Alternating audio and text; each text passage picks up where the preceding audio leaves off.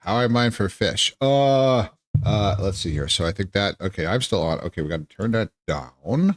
Okay. Thank you, Lop, for sending us in. And then we need to go. So there's the lovely exit. Welcome. Hello, everyone. I am Primrose. Welcome to Primrose's stream, also known as the Fairy Running Club. Thank you so much for joining me on Thursday, July 3rd, one day before the big holiday here in the United States. And of course, much more important to all of the fandom, of course, is the fact that this is the first day of Anthrocon, which I'm obviously not at. Sob. It's okay. It's okay. It's okay. I did my crying already. I'll do a lot more of it because it's me. But this is it's okay. It's okay. So we're not going to engage in large amounts of FOMO here. We're here to be together and to have a good time, and it's okay.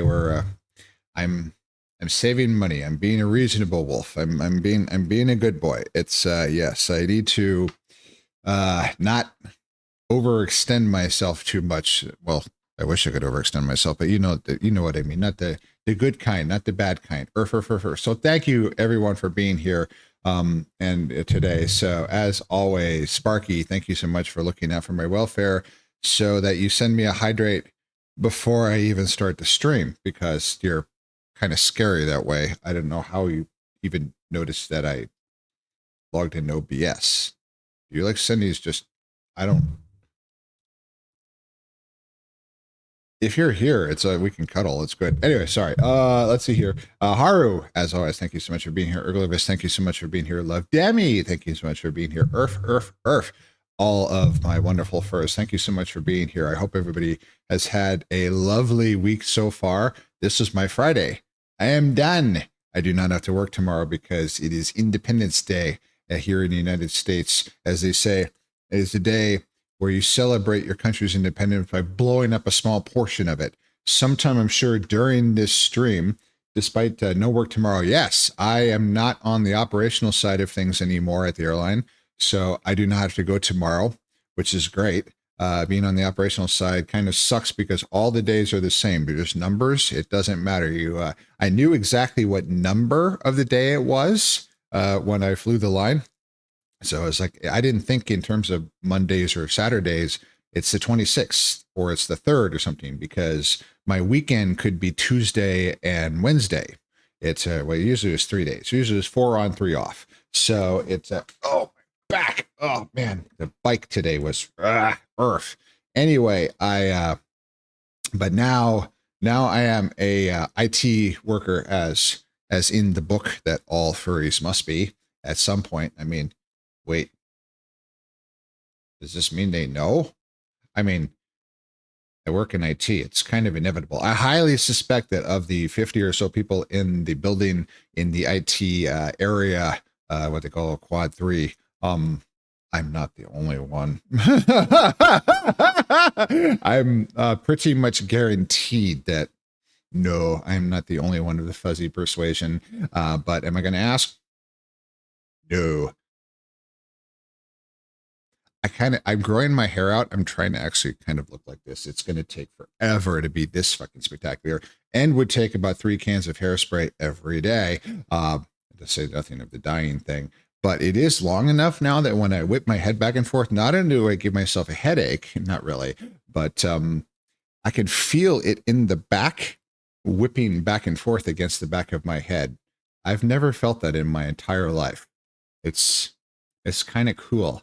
I do it a lot. Everybody must think I'm probably fucking nuts, which is not inaccurate. So man, I've changed a lot. Holy smokes. Thank you all for being here.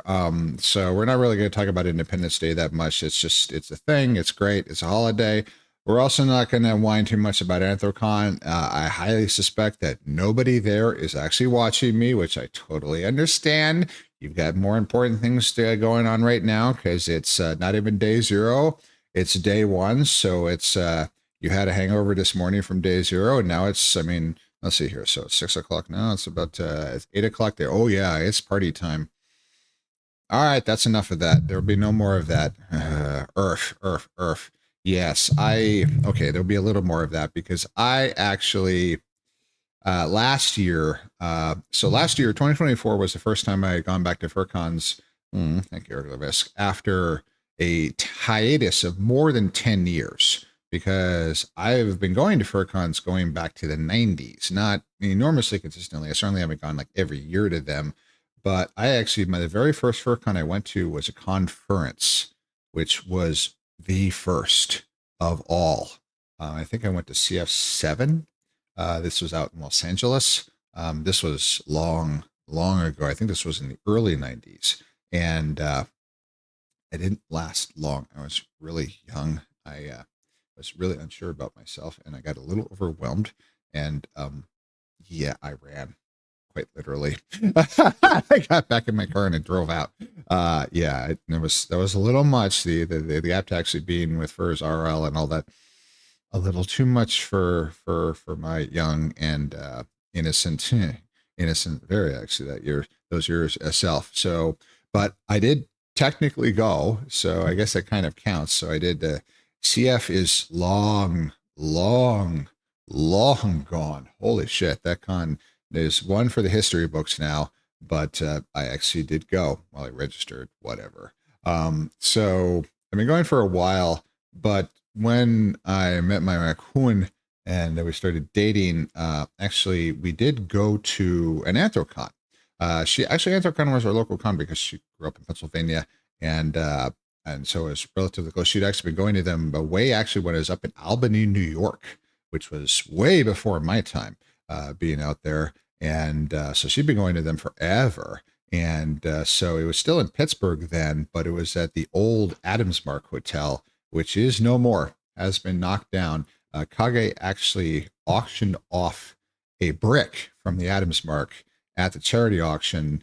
Was it the last one I went to, or was it before? It was after the Adams Mark had been knocked down, and I think they went to the current convention center, if I recall correctly. I don't know. They've been there for a long, long time. There's actually a really good book called Furry Nation that I read recently, which has a whole bunch of history of the fandom, which is interesting. This is not the only book that has a lot of history of the fandom that I've actually read. One is called Fur Science.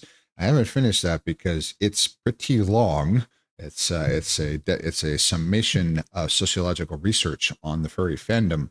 And no, they're not studying us as look at those freaks. No, one of the researchers who is synthesizing all of this research actually is a furry herself. So we are at least a little respected in scientific circles. I mean, there's a few of us. Kage's a chemist, for God's sakes. He's a doctorate. He's a PhD in chemistry. So yeah. Anyway, it's really interesting stuff. So we went to that Anthrocon, and she didn't like the super drinky party scenes and all that. It wasn't like I was going to room parties and having a lot of sex because that was back in the days. So anyway, God, I drank a lot. I drank and I drank and I drank. That was after I had stopped flying, but it was still relatively close to when I was flying. And no, I never drank, so that it was close to, I never violated the rules. I was always dead sober and all that when I flew. Don't lose your shit about that. But on overnights, you're lonely, you're bored, you're nothing better to do, and oh fuck, we drank. Oh my God. So much. And some of the hotels had free happy hours. Oh my God, we would fucking annihilate their stocks. It's just so much. Oh my God. Yeah. Yay. Misspent youth, brain damage. Yay. Didn't need those brain cells anyway. I could just be a happy wolf.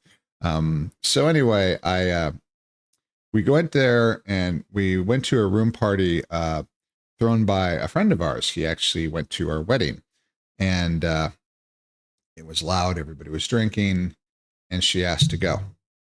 And so we left and went back to the room. And she said she didn't like that loud, drinky scene. So we went to the rest of the convention, but we just sort of went to events and the dealers den and stuff like that, and then left. And we didn't go to any more. And I didn't go to them for a very long time. Of course, also, I had essentially gotten what I wanted out of the furry fandom, so I pretty much withdrew pretty seriously for a good long time. I mean, except for the art. Gotta love the art. But I didn't. I thought I was done. I mean, I was a fox. I had my raccoon. I was done. They didn't eat anybody else. Well, we've all heard the rest of that story, so I won't go through it. But 2024 was the first year that I actually got back. I thought maybe this year, maybe I would think about going to like a con again or something as Prim. Then I got asked by someone, actually rather last minute, to split a room at FWA 2024. And I don't do things I'll regret anymore. So it's like, sure. So I went, and it was a really good time. It was very uneven, but we've talked about that anyway. And then the second one was Anthrocon, which was a lot better. I was the more experienced. I was doing a lot better. And the point of this whole fucking story was that I went to Anthrocon and I saw the parade, and I had seen the parade many times. It was actually a lot smaller back in the day. Holy crap. It was entirely indoors. There's maybe a couple hundred suitors. Last year, it was outside. They had a whole big route. And I think I sat out there for 3 solid hours before we gave up and left. And they were still going. There was so many suitors. It just went on and on and on and on. It was absolutely amazing. And the thing is, it was I showed pictures last year on stream, actually. It was a humongous community thing. The entire city showed up. There was a guy selling water walking around like at a state fair for the fursuit parade. It was wild. It was absolutely crazy. This wasn't anyone associated with the con. It wasn't a furry. It wasn't anything. It was just there to make a buck off the locals watching the fursuit parade. And I wanted to be in that. And now I could. You've seen in the IFK pictures, I have my full suit, but I'm not there. And it hurts. But I need to recover a little bit. So I'm being a good wolf. It's okay. I'll be fine. I'll be fine. It's gonna be a quiet weekend. Just sort of catch up on a bunch of things. Well, sleep would be one thing that's nice to catch up. Or oh, thank you, Har. I love you too. It's just, yeah. So a little, Sparky. Why did you pin Gigan? I only noticed that now. I only noticed that now, Sparky. Oh my God. Okay, that stays. That's good. That's an apropos message for my stream. That I'll allow it. I love you guys. Thank you so much for being here. It's a lot of fun. I enjoy these a ton. So thank you. So that's so let's see here. Fitness and running and all that. We talked about the runs that I was able to go back and all that. Let's see. Yesterday was a swim, went very well. I'm doing better. So the key with swimming is the breathing, because actually when I run, I've heard people talk about, oh, you got to focus on your breathing and keep your breathing under control. I was like, I've never had to do that. I just breathe. So I'm lucky, I guess. I have a rather high VO2 max now, so I really don't have a lot of problems. I mean, sometimes I'll be panting pretty hard, but that's usually when I'm starting, when I'm pushing pretty hard. Once, even at a high heart rate, at pretty fast, I can, it's just, yeah, just kind of, just do that thing I learned as a baby. Exactly. Just breathe. Thanks, Jackson. Exactly. And welcome, by the way. So anyway, I just breathe. And I'm pretty hard, but the big thing is to breathe deeply, to get a lot of oxygen every time. And as more you go, you get more higher VO2 max, which is sort of the number one performance metric. Also, the thing that my watch here measures for VO2 max is wildly fucking inaccurate. I mean, the real VO2 max measurement requires getting slapped on a treadmill, wearing a face mask so they can record the composition of all of your air going in and out, and determine that. And as I learned from Aeon, actually, who had done the real thing, because he was actually did school for this stuff. It was like, I don't know, either physical therapy or something, biomechanics or something. Anyway, smart dog. Anyway, he said that it's purely anaerobic. So they make you go super fucking hard until you can't anymore. Essentially, it's like, I'm done. But it's really, really, really hard. It's nothing but anaerobic. and to see how well you're processing the oxygen. I've never had one of those tests. I should probably do that at some point, but I've got a pretty good one here. But swimming, yeah, there's one small problem with that. The water. So also the only stroke I ever do is freestyle because I'm a triathlete. The only thing we fucking care about is just get it done. So you don't have to choose this particular stroke. So everybody just does freestyle because it's the fastest. It's the most efficient. I don't fucking know. I don't even know how to do a decent breaststroke. Backstroke, I guess, would be easier, but you can't see where the fuck you're going when you're out there swimming in open water. So that wouldn't work too well. And I don't think it's nearly as efficient. So yeah, it's all freestyle. So yep, head down. And Zakay, my wonderful, I call him my swim coach. It's a joke. He likes swimming, my Argentinian noodle dragon, and gave me a bunch of advice. And one of the big things is that so every arm rotation, so it's 1, 2, 3, 4. So 4 strokes per breath. Don't do it 2, 1, 2, breathe, 1, 2, breathe. Well, I've got the pacing wrong, but whatever. Don't try not to get into that. You want to do 4. Actually, if you get better with lung capacity, you could do more than that, but I have trouble with 4. I have major difficulties with 4. A lot of times I can do it, but sometimes it's not so good. I did much better on Wednesday. I was consistent the whole time. I mean, yeah, there was a couple fuck ups where I'd throw a arm, and the tracking doesn't work. I throw an armful of water into my mouth while I'm breathing. It's like, yeah. So either we have to do that again the next time, or the head comes up and it's just swaying back and forth for a couple strokes. But it's getting better. The thing I still have to do is stop at each end.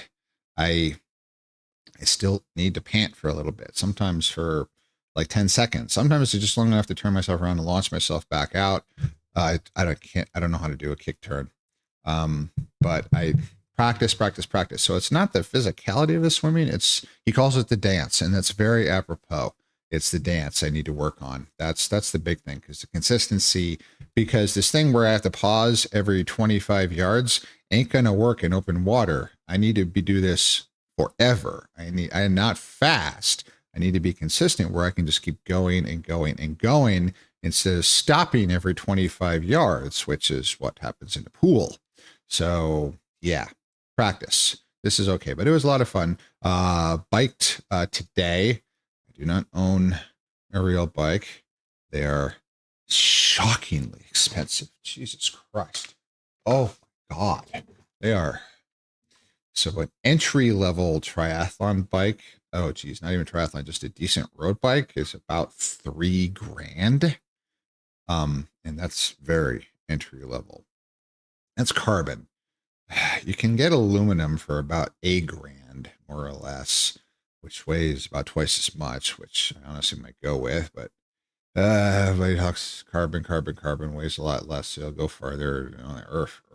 I know. And then they have electronic shifting, which adds like another 300, but it's very nice. They've definitely, even mechanical shifting, they've moved way past the thing where I remember from as a kid, where you had to look down and look at the derailleur and all that, and adjust it with your thumb and get it right and all that, and while you're spinning, while you're pedaling and all that. Now it's like you press the thing sideways and it just shifts. It's just, you don't have to look at it. And with the electronic, you just press a button and it shifts. And actually, if there's a mode on the electronic where if you press a button and you hit the one in the back is called the cassette. I forget what the one in the front is called. But if you hit the lowest or highest on the cassette and sort of need to reset to the higher one in the front, it'll do it automatically and you don't even have to know. So it's like, that's kind of nice. So yes, that's a big ticket item on the list to bought later. So right now it's the exercise bike. I hate the exercise bike. I can't do treadmills. I can't. I will run in the snow. I will run in the rain. I will run in 100 degrees. I will run in the dark. I will run on icy trails. I've done all of this. I've run in blizzards. I've run more than 100 degrees Fahrenheit, but that was also the Fire Hose Frenzy 5K, where they were hosing us down with fire hoses all along the course, which is pretty cool. It was also nighttime. But I hate treadmills. Can't fucking stand them. They murder me. I get tired in like 15 seconds. It's horrible. So exercise bikes aren't a lot better, but I did 15 minutes on it today. Well, impetus for me to save money, be a good boy, and get myself a real bike at some point. That's about it. So that number for 1,700 is very, very, very close. I have a couple of runs this weekend. I don't get any days off for the exercise, but that's okay. So that should be incremented, hopefully, if all goes well by the next time we see each other on Tuesday. All right, so let's go. We've got a few minutes here before, but we won't get it all done. But I'm going to switch over. So I'll do here. So we'll kind of be surprised by the ad, but that's okay. So let's go to the photos. Where are we going? Where are we going? Quo vadis, Primrose? Anybody gets that extra bonus points, either for the Latin or the Bible or both or whatever. Quo vadis, Domino. So anyway, where are we? Where are we today? We are in Ireland. We're in Ireland. I love Ireland. I've been there twice. My in-laws have a summer house there. It's beautiful. This is a very typical road. This is why I threw this photo in. I took this photo for this exact reason. This is a very typical road for rural Ireland. And you think, oh, this is like a cow path. Nope. This is a highway. See, it's paved. This is a really, really good road. This is a good road. This is 2 lanes. There's one in each way. It doesn't look like it, but trust me, they're there. This might actually be like an 80-kilometer road, because the speed limits in Ireland are based off the class of the road. They have absolutely nothing to do with the conditions present at that particular stretch of road. So there are almost never is a speed limit in Ireland, in rural Ireland. On the M roads and stuff like that, there's a few of those. Yes, it does account for it. Those are like 110, 120. Those are the really good ones that look like not a super highway, but like a U.S. highway. They've got like 4 lanes and all that, and clearways and all that. All the other roads are like this. So this is like an 80-kilometer road, 80-kilometer per hour road. You try to do 80 on this thing, God help you. Yeah, good luck. You're not going to make it. So it's not the speed limits that slow you down in rural Ireland. Trust me, you will never even think about speeding in most of these places. And the fact that, see, this one, you can start there in the distance. There's a little grass growing in the median. That's very, very common. But the fact that this isn't grass all the way across and just 2 tracks means this is a good road, because I've turned on the roads at Google Maps. It says, turn right here on such and such and all that. And I turn on, it's like this cow path. Yeah, there'll be tractors and shit all over the place, but this is just normal. And thinking, no, okay, it's just a little connector thing. Continue for 16 kilometers. The fuck? The earth? But it's not joking, because it's the only way. So we're going for 16 kilometers on this really scary road. And so what happens when you meet somebody? This is why you don't go very fast. You have to, there's a lot of sort of waving and significant looks with the other drivers. So you slow way down, you come together, and you sort of by mutual agreement. Actually, I can see, it's really hard for me to point, but pretty much a beam the height of my shoulder, you can see a slightly wider part on the left side of the road, the way we're facing. That's where a good place for one or the other car to pull aside and let the other one by. So you have to, there is no just going by. It's no, that ain't gonna work. So there's a lot, somebody scooches over and stops and the other person scooches by and we're all good to go. But it's, yeah, you gotta be fucking careful. So, you're driving on the wrong side of the road. That's another thing. My in-laws have a car that's a manual. Oh, that's added degree of difficulty. That's a 10 on the difficulty scale right there. Automatics, which are not super prevalent. If you rent a car in Ireland, you got to ask for an automatic. It's not the default like it is in the US. You need a fucking automatic. Trust me on this. You really, really need an automatic.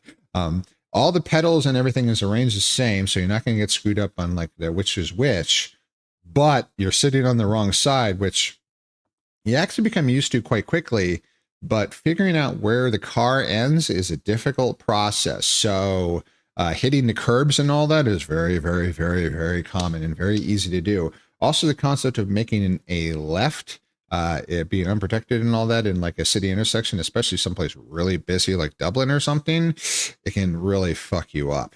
Also, super heavy cities like Dublin and all that. Oh boy. Yeah, it's complex. There's all kinds of road markings you got to learn really fucking fast. It's super busy. They're not going super fast, but yeah, earth. It's kind of a baptism by fire. Earth. Ah, I have talked sufficiently long enough. It is now the time of the break. So I know all of you forgot your water. We'll be right back. Make sure to get yourselves your water and your snack and all that. We'll be right back and we'll continue with the thing I actually wanted to show you.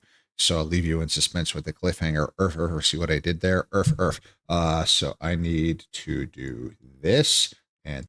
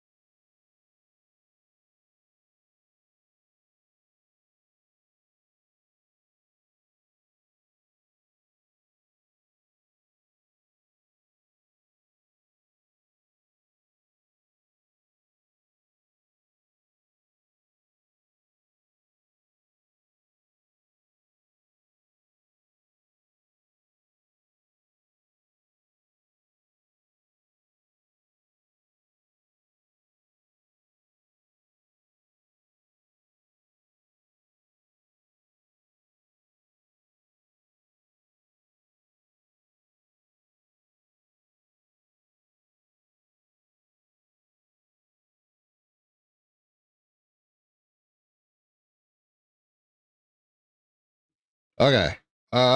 Yes. We're back. Hi. Okay. So, hi.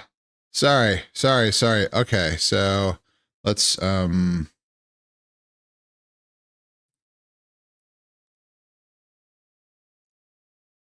go something with a little quieter. It's still kind of triumphal, but a little more toned down and all that. And anyway, Earth, welcome back. Hi, thank you. And Haru, I knew it, Haru. I knew it. I knew you forgot your water. Earth. So, ah, I need a chair. The back doesn't go all the way back, but anyway, my other chair broke. So anyway, we are in rural Ireland. So, oh, right, the show notes. Come on, Prim, stop being a dumbass and actually know what you're doing. Yeah, good luck with that. So where are we? Where are we? We are in County Limerick. We are in the Grange Stone Circle near Loch Ga. G-U-R, Loch Ga. I'm probably pronouncing that wrong, but whatever. In County Limerick. Where is Limerick? Besides this silly couplet thing and all that, whatever. It is in the southwest of the Republic, but it's landlocked. It's not on any of the coast, but it is in the southwestern portion of the Republic of Ireland. So this was in 2016. So that on that trip we flew into Shannon. You can actually get flights from the U.S. to fly into Shannon instead of Dublin, which is considerably nicer because Dublin is a mess. Holy crap. But especially that airport. Oh, man, getting out of there, especially non-rev. Oh, fuck. Can be very hard. Anyway, I flew into Shannon and then I rented a car. And so we were down in County Limerick and then we drove up to Leitrim, County Leitrim, where their house is. Anyway, so we're down here in County Limerick and we went to the Grange Stone Circle near Loch Ga. So this circle at 45 meters in diameter is the largest stone circle in Ireland. Another picture of it's remarkably well preserved. And it's been here for a very, very long time. This stone circle was created by the Bell Beaker culture. Now, what does that mean? So these cultures, we named them that. Again, I'm no expert, but just a little research I did today, pretty much. We named them these cultures because we don't know what they call themselves. There's no writings. Either they did not have the written word, or we just don't have anything preserved. All we have is usually grave goods. So this stone circle has been excavated, actually only about 1/3, but it was covered in Bell Beaker pottery. Human remains were found. Now the problem with these things, these are obviously important sites, and over the thousands and thousands of years that they are in existence, subsequent cultures will also use them. So you'll end up with a pamphlet set of things. I love that word. That's where you scrape the ink off a page and you use it again. But if you look really, really, really carefully, you can actually read what was there before. So sometimes it happens multiple times. So that's the thing with history is that, there's this important site and all that. Well, let's make a graveyard there because it's important to the gods. It must be important for our gods too. So we'll use it there. So you end up with these things and it's not carefully layered one top of each other. They're buried down in it. So when you excavate this stuff, you have to extricate these things and they're not careful. They're not easily arranged. It doesn't work that way. Oh, and then farmers will come in and till everything and turn it all up and all that. So it ain't easy. Archaeology, it's tough. I have a lot of respect. Excuse me, a lot of respect for it. Anyway, the Bell Beaker culture is so named. I was an idiot. I should have grabbed some photos because their pots are called Bell Beaker pots.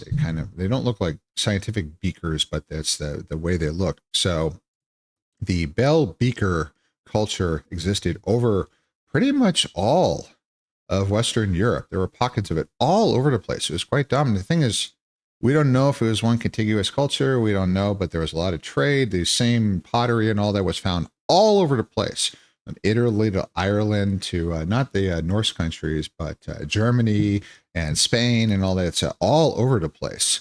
2450 BC to roughly about 1800 BC, although it was supplanted in various places earlier than that sometimes. Now, so this is back in the Bronze Age. So this is way back there. This thing's been around here for going on 5,000 years.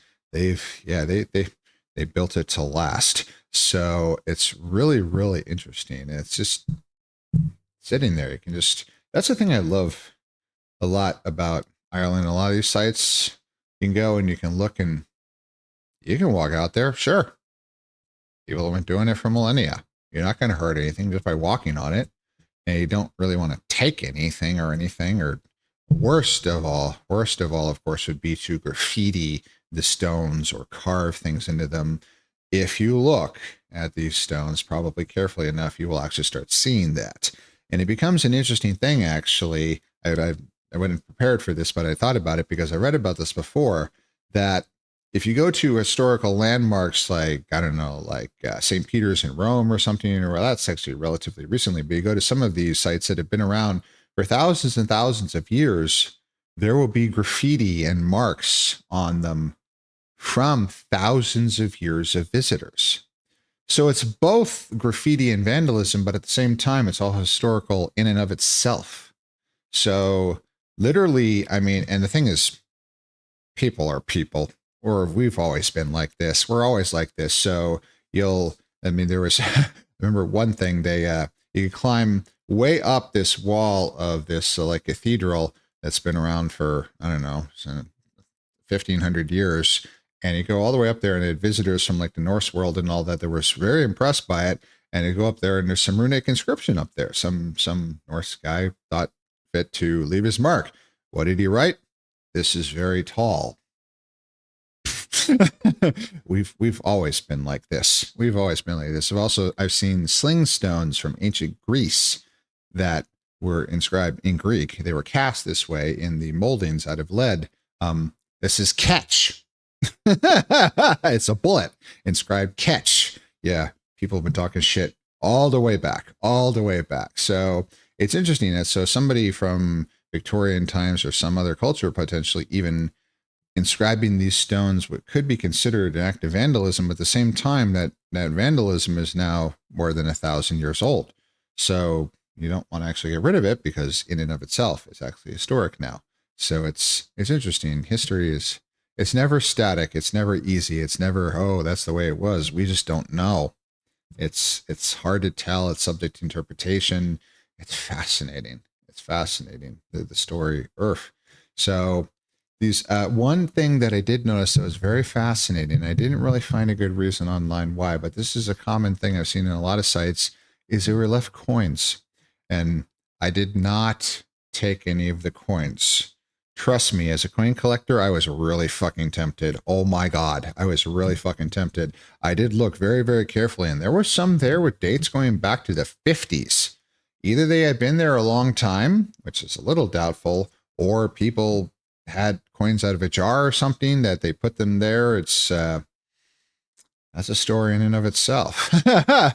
So, but there's a bunch of coins there left in respect as an offering. I don't know. There wasn't like a donation box or anything. There weren't any signs. There wasn't even really a parking area. There's just a road, and you can pull off to the side a little bit there and just walk out there and in the middle of some farmer's field. I mean, it's probably owned by like the National Trust or something now, but a lot of these sites are actually on private land. But they have in many places in Europe these right to roam laws. So you can just go out there as long as you don't mess with anything, don't leave anything behind, don't make a mess of the farmer and all that. It's all good. It's all good. It's actually in a lot of cases. So my mother-in-law took me to a grave site that had some family graves that went way back. We're talking 1700s. And it was hard to read the inscription on some, but it's like, yeah, these are ancestors from way, way back there. And in order to get across there, we had to cross through this field that had cows on it. And the farmer had very helpfully, not objecting to people visiting this small historical gravesite, had not objected to it, but he put in low fencing to help keep the cows away from a thin path where the tourists could walk across the field to get to the gravesite. So you wouldn't have to mess with the cows because the cows would be kept just a little to the side. The cows being bored, it's a little boring standing out there in the field. I wouldn't know personally, and never. I've been one for rumination a lot, but never that kind of rumination. So it's interesting, but they found us interesting, so they came up right up to the fence and were looking at us. It's a cow. I know. I know. I was afraid of the cow. Okay. I don't like things that are bigger than me. I was afraid of the cow. Yes, my wife gave me shit for being afraid of the cow. I am a creature of suburbia. I am not a wild wolf or fox at the time, whatever. I'm not a wild, I'm very domesticated. I'm very, very, they can sense your fear. Yes, I'm going to be hamburger. It's like, that's it. You know, you've been eating a burger this morning. It's payback time, bitch.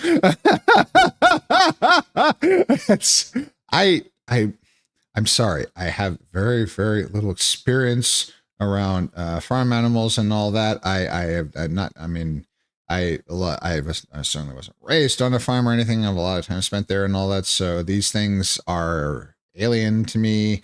I mean, I certainly understand the concept, but it's like, yeah, I'm going to keep my respectful distance. Thank you very much. It's big and it could like trample me. And my wife laughs at me. It's like, yes, it's all it's going to do is just moo at you. Now, there is one critical difference. These were cows. Now, the only thing you have to avoid is to get between the cow and her calf. So don't mess with the calves, because if you get between mama cow and a calf, it was nice knowing you. Bye-bye. Yeah, you're toast. But no, they were just sort of sitting there, and actually the calves were short enough that it could slip under. It was just one wire, a lightly electrified wire, just as it wasn't to like shock the cows. It just was like a touch, just get a little tickle. It's like, back off. It's not a big deal. I mean, we could even touch it and you barely felt anything, just as encouragement. And so just a little wire, but the calf could slip right under. So I was standing right in the middle of the path, and I'm like, but I can't get between the cow and the calf. They said, don't worry about it. Just go around it. So I went around it and everything was fine. Now, there's a big difference between cows and bulls. If there's a bull in that field, you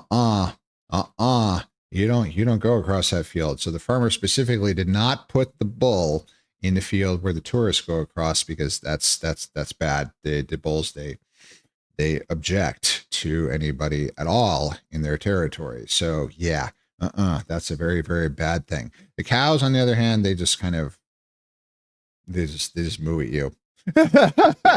Anyway, so it may be, long digression. This is what I'm famous for, but it was really interesting. And another thing is that, of course, this has been here for thousands and thousands of years. So, oh yeah, there's trees. There's trees are growing up here. Actually, one that it's all hollowed out in the middle, so I think it may have died and fallen over. So they chopped off the stump, but they just left it there because it's not really historic in and of itself, the tree, but also to remove it, to grind the stump out and all that would seriously damage not only the sarsen stones themselves, but there's a berm all the way around, to say nothing of the soil. So if there subsequent archaeological excavations could work around and could actually remove the stump with careful digging and all that, but to just grab the thing and just rip it out and all that could really, really destroy a lot of artifacts, and also just the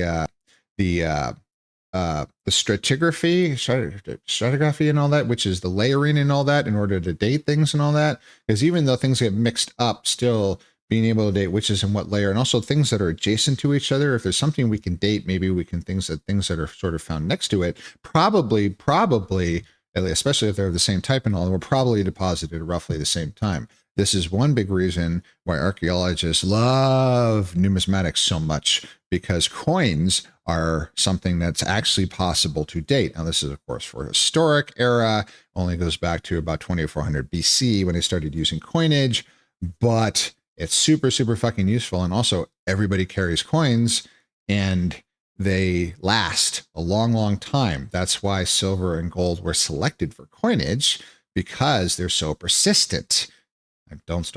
Stop talking about numismatics. Everybody knows you're a coin collector, Prim. Earth. Anyway, it's interesting. It's fascinating. It's peaceful. It really, did I feel any mystical energies or something? No.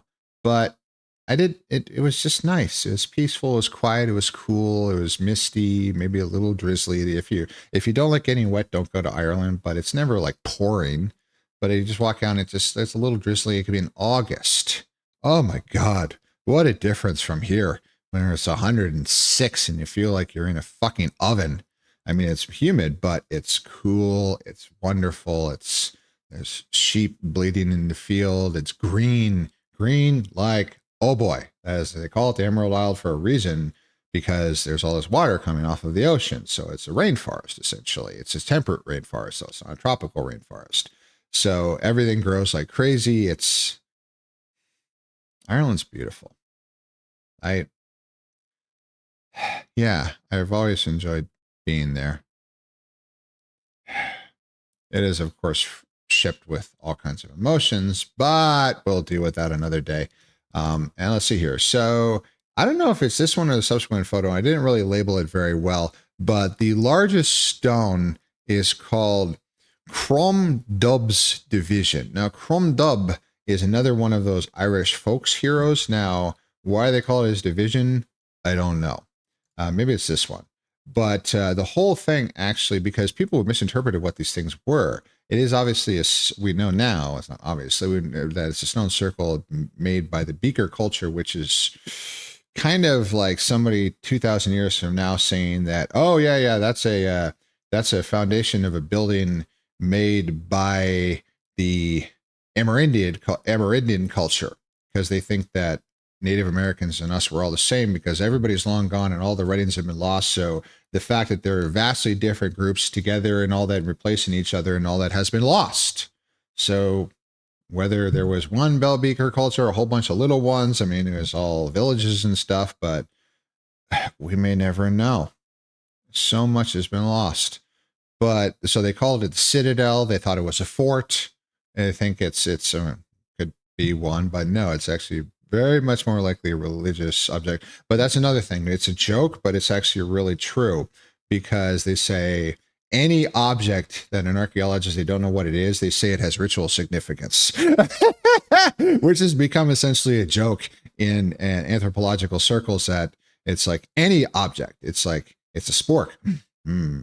This must have ritual significance, which means I don't fucking know what this is.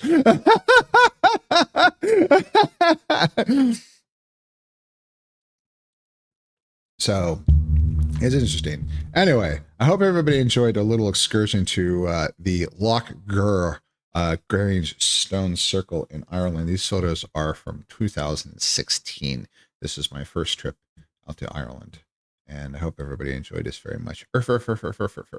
Okay, so I'll switch back here, switch there.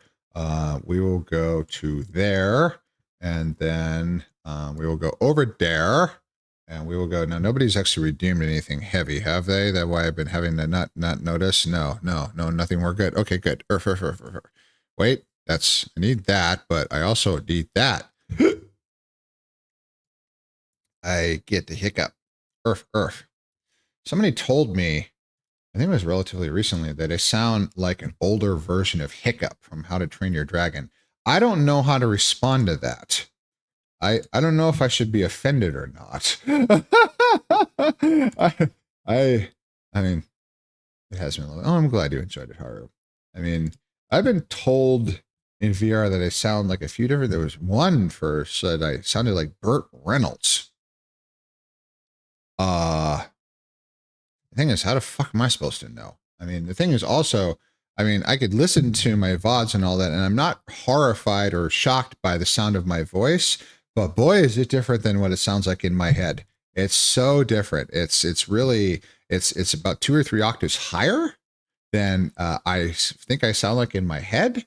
It's really, but it's just, yeah, it's always a little strange this way. I mean, I used to really not like the sound of my voice, and back in the day, I was terrified of being heard. My voice was the #1 thing that caused me so many problems.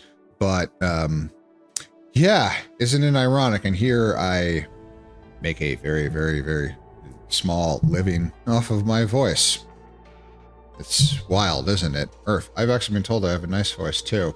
They must have been drunk at the time. Okay, so here we go. All right, so we will wind that back. That's a really nice song, and then we'll do. Oh, you were already listening to it. I'm sorry, you were getting double like I was, which is not what you're supposed to get. Only I am supposed to be subjected to the double audio and slowly go insane. My apologies, but you know it's a prim stream of fuck ups. So we will load. Excuse me. Load. Okay. Last time, we made the antimatter. So we have produced photon generation. We need to produce an antimatter fuel rod. Why did we not produce an antimatter fuel rod? So in order to make an antimatter fuel rod, I got to move my water bottle so I can see way down in the inner corner. Let's see here with the tech tree. So in order to make the antimatter fuel rod, we got to make sure we have enough annihilation constraint spheres and titanium. Were we making antimatter fuel rods? No, obviously not, because that thing here is still not active. So we are supplying titanium. Right, we went out to SOC. We had a field trip to get more sulfuric acid. So now we are swimming in sulfuric acid. Don't do that. That's bad. Don't swim in sulfuric acid, kiddies. So we have sulfuric acid. We're producing more. Oh, we need more. Why did we need frame materials? So to make this, this does not take frame materials, but now what takes the frame? Oh, the artificial sun. Black hole sun, won't you come? I stopped singing, Prim. Nobody wants to hear that. So we actually do have 37 artificial suns, so we're good. It takes a fuck ton of frame materials, but so let's investigate here, see if we have any. So it's over there. Yes, it's next to all the towers. Everybody remember, it's next to all the towers. Oh God. I think I'm relatively close. I know we don't have enough power. All right, I'm very close. There it is. So yes, so it is the frame materials. Frame materials. We have the titanium alloys. It's the frame materials that's the problem. So why are we not producing enough frame material? So if we filter down to frame material works, which is probably where we just were. Now we can see we do have titanium alloy. We also have high purity silicon. In order to make the frame materials, high purity, it requires the carbon nanotubes. Why do we not have carbon nanotubes? This is now our latest obsession. So we're making carbon nanotubes from vertical broadband works, frame material works, so fusion power plant works, which hopefully we're not making a zillion of those, so we don't really need them anymore. So yeah, so why are we not producing so many carbon nanotubes? Buckminster Fuller, you have questions on line 3. Pick up the spherical phone, please, and respond to line 3, Mr. Fuller, Professor Fuller. I know, it's a stupid joke about design. He was a designer, but wasn't he also an architect? I fucking don't know. So we have carbon nanotubes being produced from what are these things called again? These things are the stalagmite crystals. Now we have a lot of stalagmite crystals. We are not running out of stalagmite crystals, right? I know we're mining those from parts elsewhere, but no, we have a lot of stalagmite crystals. If we look at interstellar logistics, also surely it can't be the tungsten. What tungsten? I didn't think tungsten was a thing. Is that a reference I'm missing? It is. Either that or the magnets. It's always the magnets. Nightmares. The magnets. So we have, back on Ossus Australis, we have a fuck ton. Why do I have belts? That's because we placed in the titanium. You're right, the titanium. It's probably the titanium. You're right, it's probably the titanium somewhere. So we have a fuck ton of stalagmite crystals, which is good. Eventually we're going to run out, but we have the crystals, so that's good. So here, so why... this is just... These are all going. It's just too fucking slow. There's only... Produces 14 a minute. Also, it's not running at full efficiency because we have no fucking power. Which is another thing. Now... Oh, this is a path of madness right here. Now, I could make another works, which is the way we do here. But also, I do remember that we have... So this is the chemical plant. Yes. There is... Whoops. There is the fancy... The quantum chemical plant. Everybody remembers the Outer Wild days? If you want to say it's fancy, we just call it the quantum chemical plant. Oh, that'd be so fucking annoying. Where do you work? The quantum chemical plant. Oh, where's that? It changes. And if you don't look at it, it goes away. Lunch is really fucking annoying. We go to the food trucks and we have to walk backwards. We have to constantly observe the chemical plant. Yeah, I'll have a cheese sandwich. Yeah, here, just take it out of my wallet. I'm sorry, I can't actually look away. No, I can't look away from the chemical plant. Okay, Phil, you look. The rest of us will get our food. Okay. That would be so fucking annoying. That is so fucking annoying. It's like, wait, it's gone. Phil, did you blink? I'm sorry. My eyes got dry. I'm sorry. Okay, so the quantum chemical plant, it's twice as fast. So we could upgrade to quantum chemical plants, which requires a normal chemical plant, titanium glass, which we make, strange matter, which we make, although it's a little, and quantum chips. We don't need a shitload of these though. So let's produce a. So this is. Am I making chemical plants? That's a question.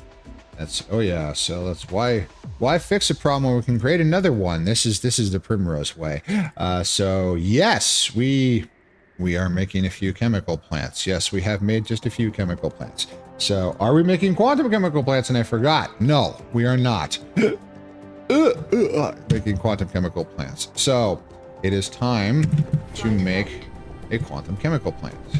So down here, we don't have to make a lot of these. But, so, diamonds, why does that stop? That stopped because of product overflow, which is the thing we wanted to be stopped by. So, anyway, so the iron is busily going.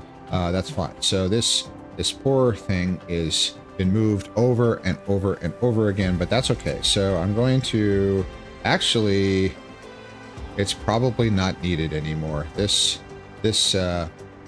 tower is no, it's surplus to requirements. Nothing is shut down. That's all right. It's not been ripped down. It'll be replaced. It'll be used elsewhere, possibly on another planet. It'll have a glorious lifetime doing something else. Okay, so we are going to make the quantum chemical plant, which requires a normal chemical plant, titanium glass, strange matter, and quantum chips, which is a big list. Now, this tower actually has a slot, so that can hold the quantum chemical plants. So we need a new tower, as you do.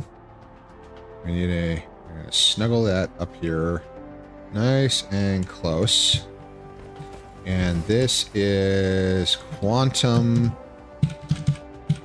chemical plant. Works. Chemical's a really good song.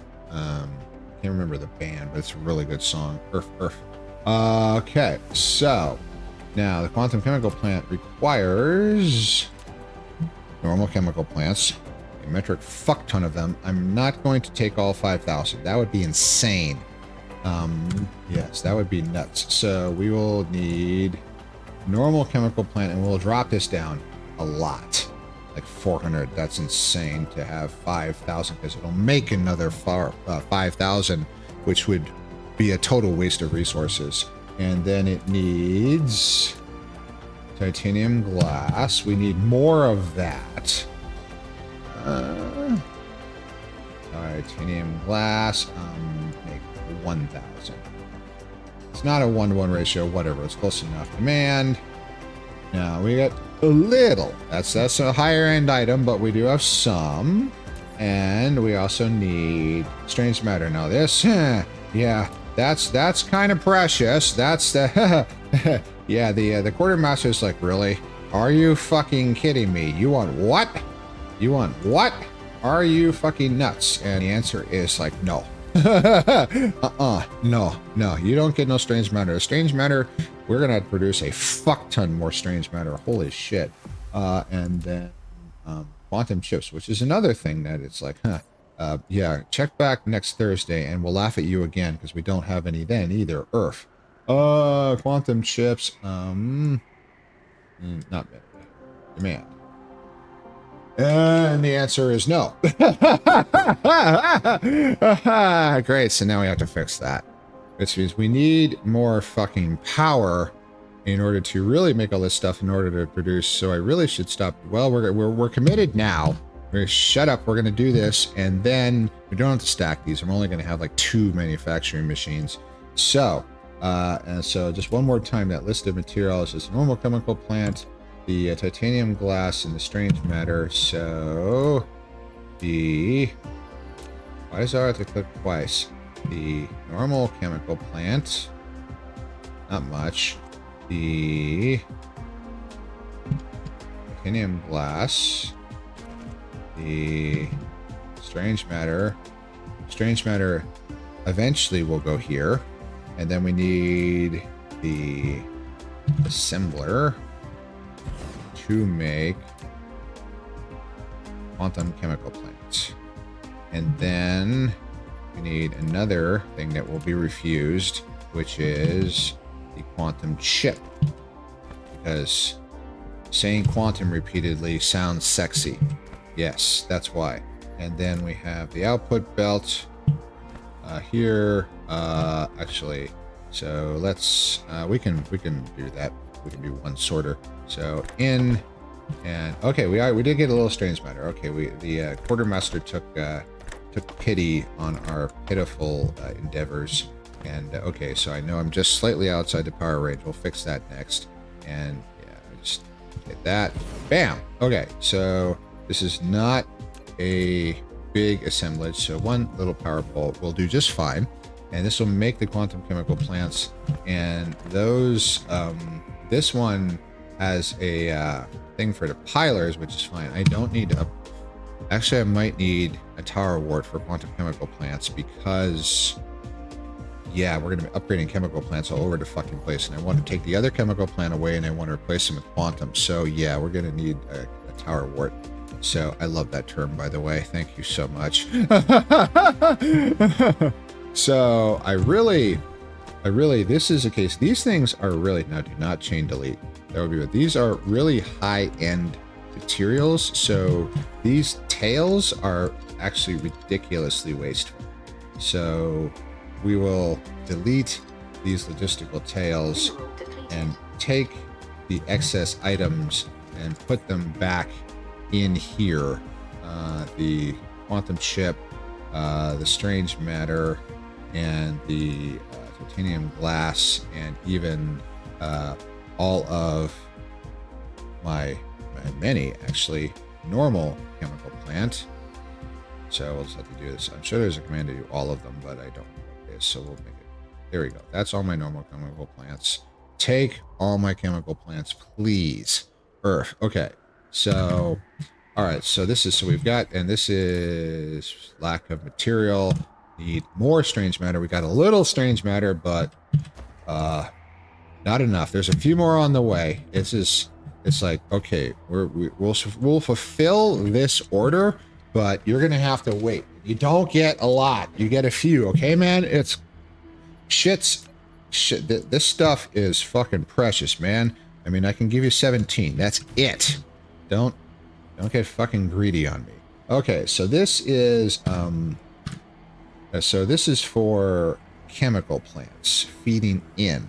So I need a logistics thingy, and it is going to filter to chemical plants, provide and distribute to bots. Yes, and then we take a belt and go out here and slam it in there.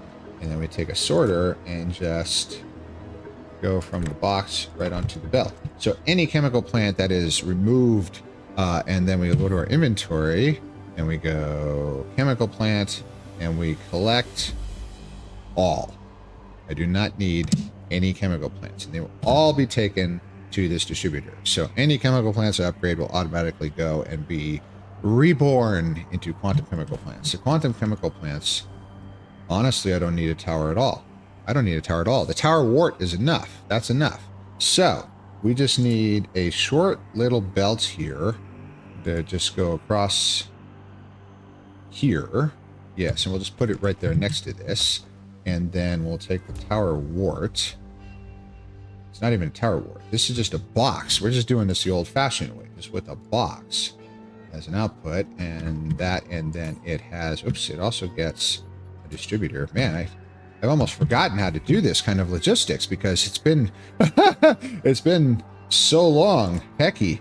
And then so this goes in and this goes out. We have produced a few. Here we go. Oh, a little outside the power range. That's okay. Snug that up. Not waste space. Okay. Now, the quantum chemical plants is that, and it has done quantum chemical plants provide distributed. So we will provide just, geez, what's the smallest number I can provide? 15. Bam. And there we go. So now in my inventory, I have 15 quantum chemical plants. Yay. There. That wasn't that hard. Now, let's go hunting for chemical plants to upgrade. Hey, how about these ones producing the quantum nanotubes? Which is the whole fucking thing we did this in the first place. So,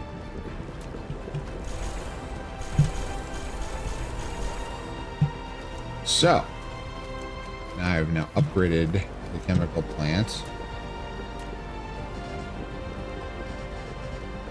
And I've run out of chemicals. So let's look at the difference here. So it is different. It's a new color. It's blue. It's fancy. It's got a sticker on it that makes it go faster, right?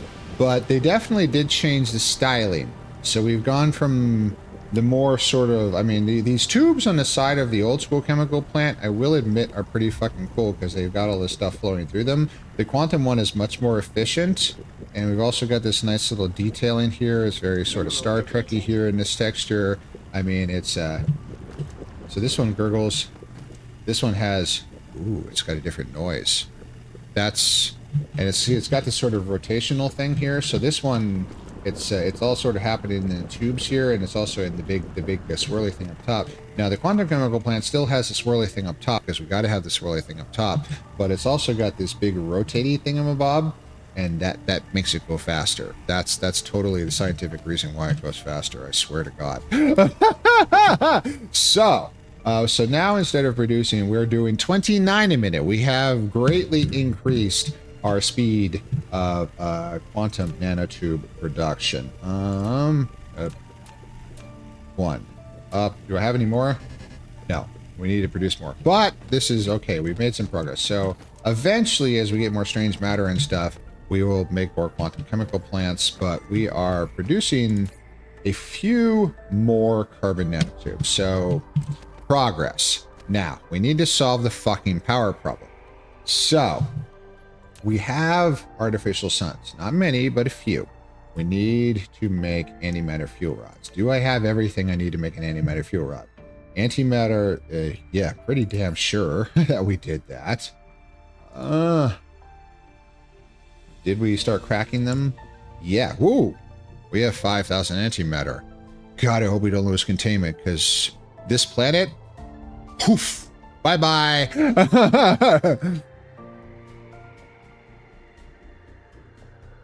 So, we have the antimatter. This is going to be a momentous day, everybody. The hydrogen I know we have. Annihilation constraint spheres. I'm pretty sure we have a few of those lying around now. There it is. Yes, 2,400. Yes, we're good there. And then also just we need titanium alloys. Now I know we did a lot of progress on titanium alloy. Now we don't have a shitload, but we are smelting it and we can produce more later. I need to make another titanium alloy smelting works, obviously. That's probably next. But flight mode. It's time. No more pussying around. We've been working on this for a while. This is, I'm starting to get choked up. Holy shit. This is this is actually a lot. This is taking a lot to get here. I know it's just a game, but it's, geez Louise. I mean, it's kind of emblematic that I've been doing this with all of you, and wow, here it is. This is it. This is the end game fuel. So as 4 products, so needs a tower, and then this will need a tower because we want to produce as many of these as possible. So this tower having space is good. So we will put that there. So we need, we can use that one as the output. So yeah, so we'll, I don't think I have to speak. Now, where do we make these? We make these in an assembler. Now they take a while, so we're gonna need to assemble this for a while. That's actually, fuck it, we're gonna make a new tower for the output.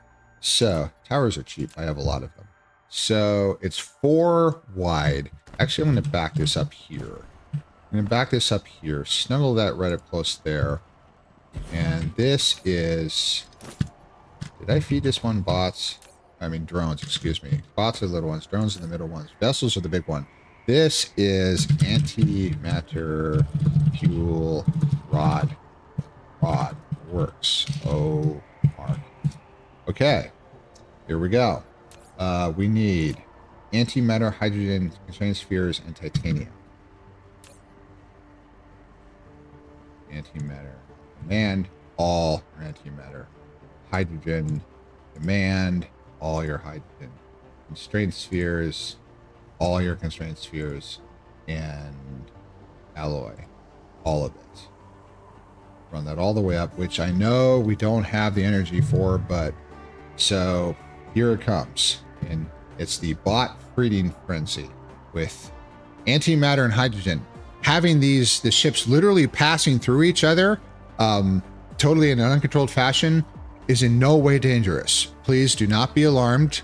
The large quantities of antimatter and matter in very close proximity, actually passing through each other, is totally under control. There's no need to worry. Trust me, I'll be over there, way over there. So we'll be fine. We'll be. Gotta hope we'll be fine. Okay, so yeah, so we're gonna do. So this we're gonna stack. 1, 2, 3, and then here we go. Oops, no, not that. I need this. There we go. So, so antimatter. Rotate. There we go. Actually, I can get a pretty decently long throw if I put the out. Well, I can only. Yeah, I kind of hose myself. That's all right. We'll figure it out. We're gonna make a lot of these because they take a long time to make, and we're gonna need a shitload of them. We're gonna make the entire fucking universe run off this line. So we're gonna need a few of these. So, and then also space is, we're not even a third of the way done. I mean, yes, we've really put a lot on this planet. Holy shit, but we're not actually completely out of space. So we're fine. Also, when it comes to stuff like solar sails and rockets and all that, I'm going to start using probably planets back on like 42 Leonis for some, because there's going to be factories that probably just maybe use the entire fucking planet. Because to say we need billions of those is a literal fucking truth. We need a shitload of those consumables when it all comes down to it, and we have solved all the logistical problems. Stop laughing at me. Yeah, solved all the logistical problems. Har. Yeah, this is where we go into a planet and we just drain it dry in 5 seconds fast. And yes. God, I wish I was getting drained dry in 5 seconds fast. Anyway, moving on. This is making antimatter fuel rods. And then also needs the titanium to actually build the containment for the fuel rod. This containment antimatter is kind of useful. I mean, it's even got matter right next to it. So the antimatter fuel rod comes with both the matter and the antimatter in distressingly close proximity in the same fuel rod. It probably behooves you to handle these things delicately. It's like, what's the worst that could happen? Everything explodes. Yeah. Dogs and cats living together, you know. Chaos reigns. Speaking of dogs and cats being together, where the heck is Veo anyway?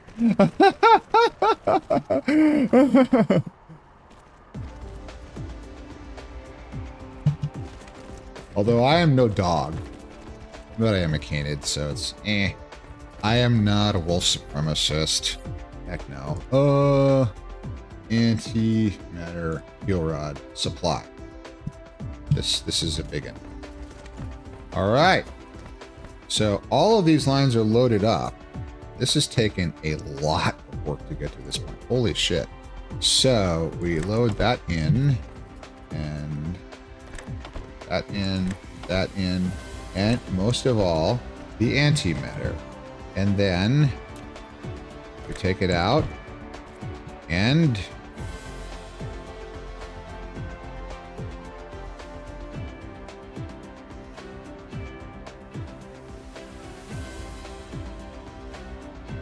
the suspense is killing me.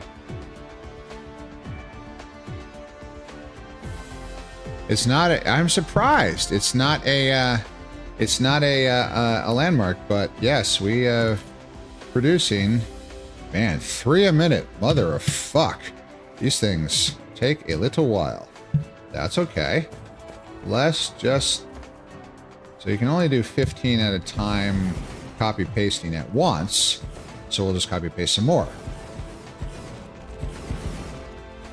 Go. All those bits and pieces. Yes, we'll fix the power in just a second.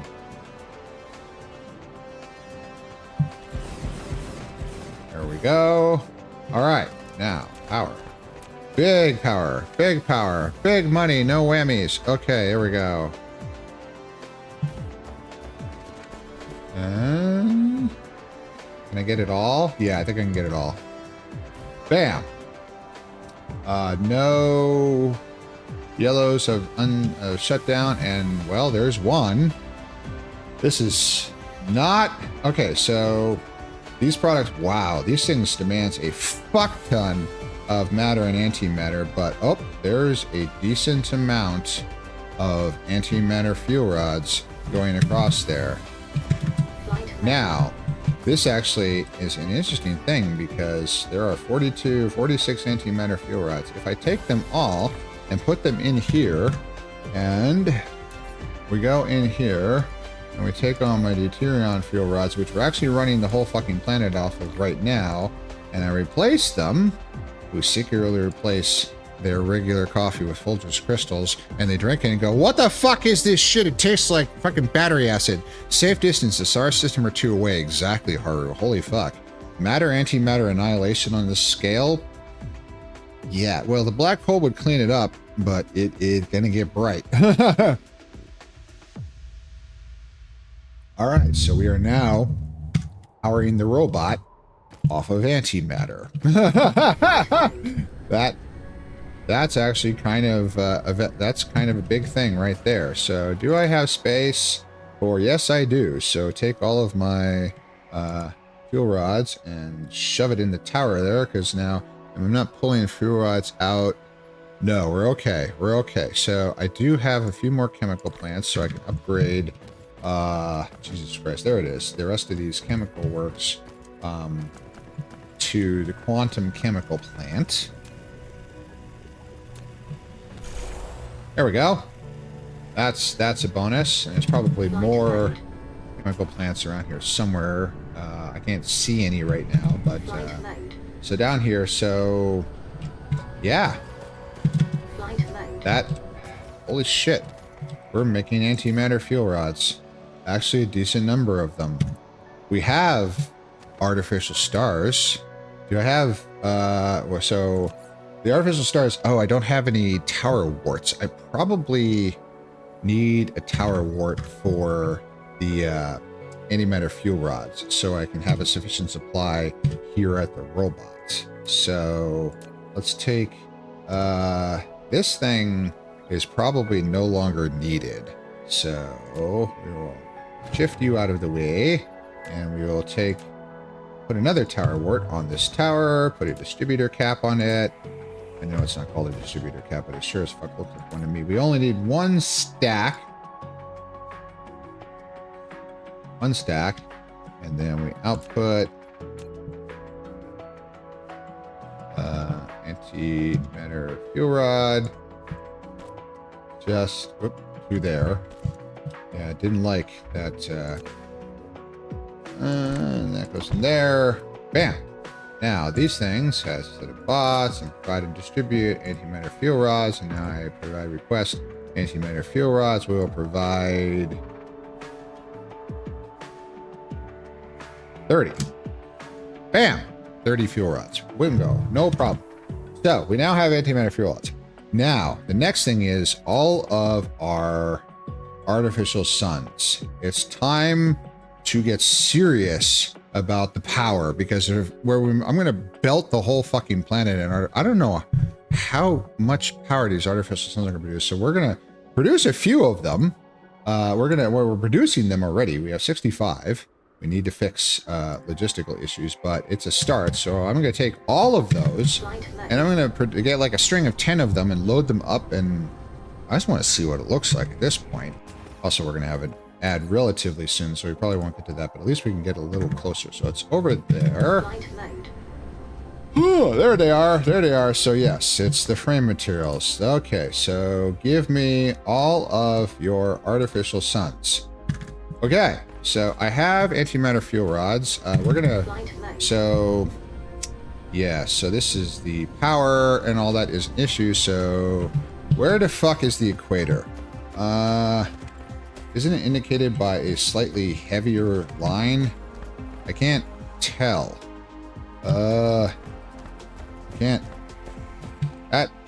Fuck it. We'll call this the equator. That's fine. So we're going to take a tower and we're going to slap the oldie tower down here.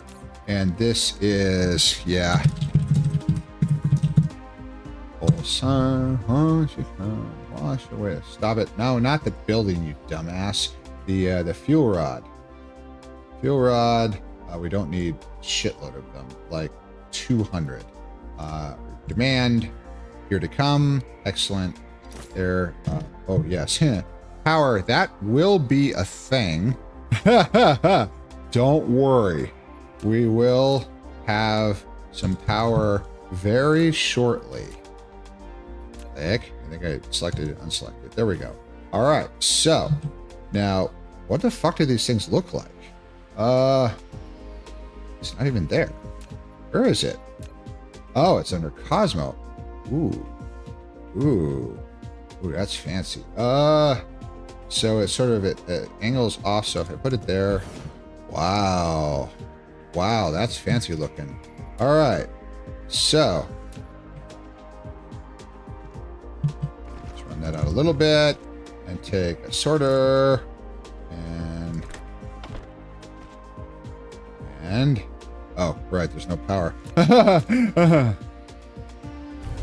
Whoa, you've learned to control the Dyson sphere with its incredible power of 5.64 gigawatts. Make its energy into antimatter fuel rods and activate the first artificial star. Rotating elegantly and burning fiercely like the sun, it steadily transmits its massive energy and antimatter to the power grid. That's fucking cool. Thank you, Haru. This is a big fucking moment right here. That, damn nation, that's sexy. Oh, that's sweet. Now, how much fucking power is this thing putting out? It is putting out 72 megawatts. That's a lot. Also, that sufficiency has jumped up a little. Also, we're going to run out of power. We're going to run out of time here really fast, but look at power. So Doc Octopus would be proud. Ha! You're right. You would. So generation, holy fuck. So 101 mini fusion power plants.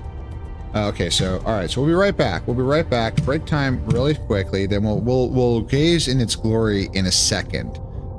So actually, I was thinking I should say that. Thank you, love. So we will gaze at the glory in just a moment. We'll be right back. Got to deal with the ads. Earth.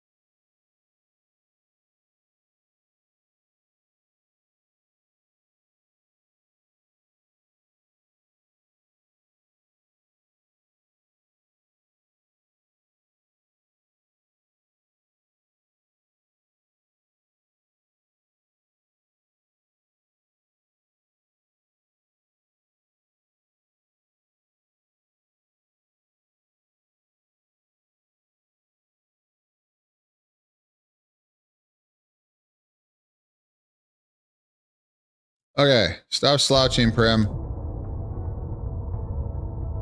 That pretty much was exactly one song. That's convenient. I hope there's water in here. There's a little. That'll last us 56 minutes. We'll be fine. Resume. Look at that. That's... Toofer! Hi, Daddy. I just made a star. Isn't it pretty? I just made a star. Look at that. So we have successfully... Oh shit, really? Yes, this is an artificial sun. This is an artificial star. So we upgraded some quantum chemical plants to fix another thing, but we built antimatter fuel rods. We are now running the robot off of antimatter fuel rods and producing a bunch of those. And I made some artificial stars. You meant to start with, aw. It does look very pretty. Oh, you meant to start with, aw. Thank you. That's very cute. Impish. Hello, love. I made a star. I made a star. Look at that. I got it caught. I got a star in a jar. Isn't that, it's so pretty. Look at that. It's got that big sci-fi 3-axial ring thing. It is pretty. It's really, it also sounds pretty cool. It's small, but it's mine. It also produces a fuck ton of power. It produces a serious amount of power. So if we, so like one of them is producing a significant fraction of, now they actually can be put relatively close. Now, can I chain them is the question. And the answer to that is yes. And it spins up and it grows and, oh, look at that. That's just sexy. So, shift, click, and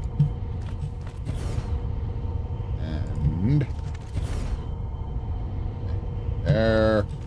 And how many is this? So this is 1, 2, 3, 4, 5, 6. I want to make 10. And then we're going to compare the power output of these little beasties with the array of 101 fusion power plants. 1, 2, 3, 4, 5, 6, 7, 8, 9. One more. So we have 10 stars in jars, in bars with bars and bars, and this is a true Dyson sphere. So this is not actually, no. So this is something actually beyond the imaginings even of Freeman Dyson himself. So Freeman Dyson imagined that, of course, the star is just an astronomical object in and of itself that we can't obviously create because they're the most powerful objects in the entire universe outside of black holes, which is a whole other thing. But so to wrap the star itself and harvest all of its energy, this is another order entirely. This isn't even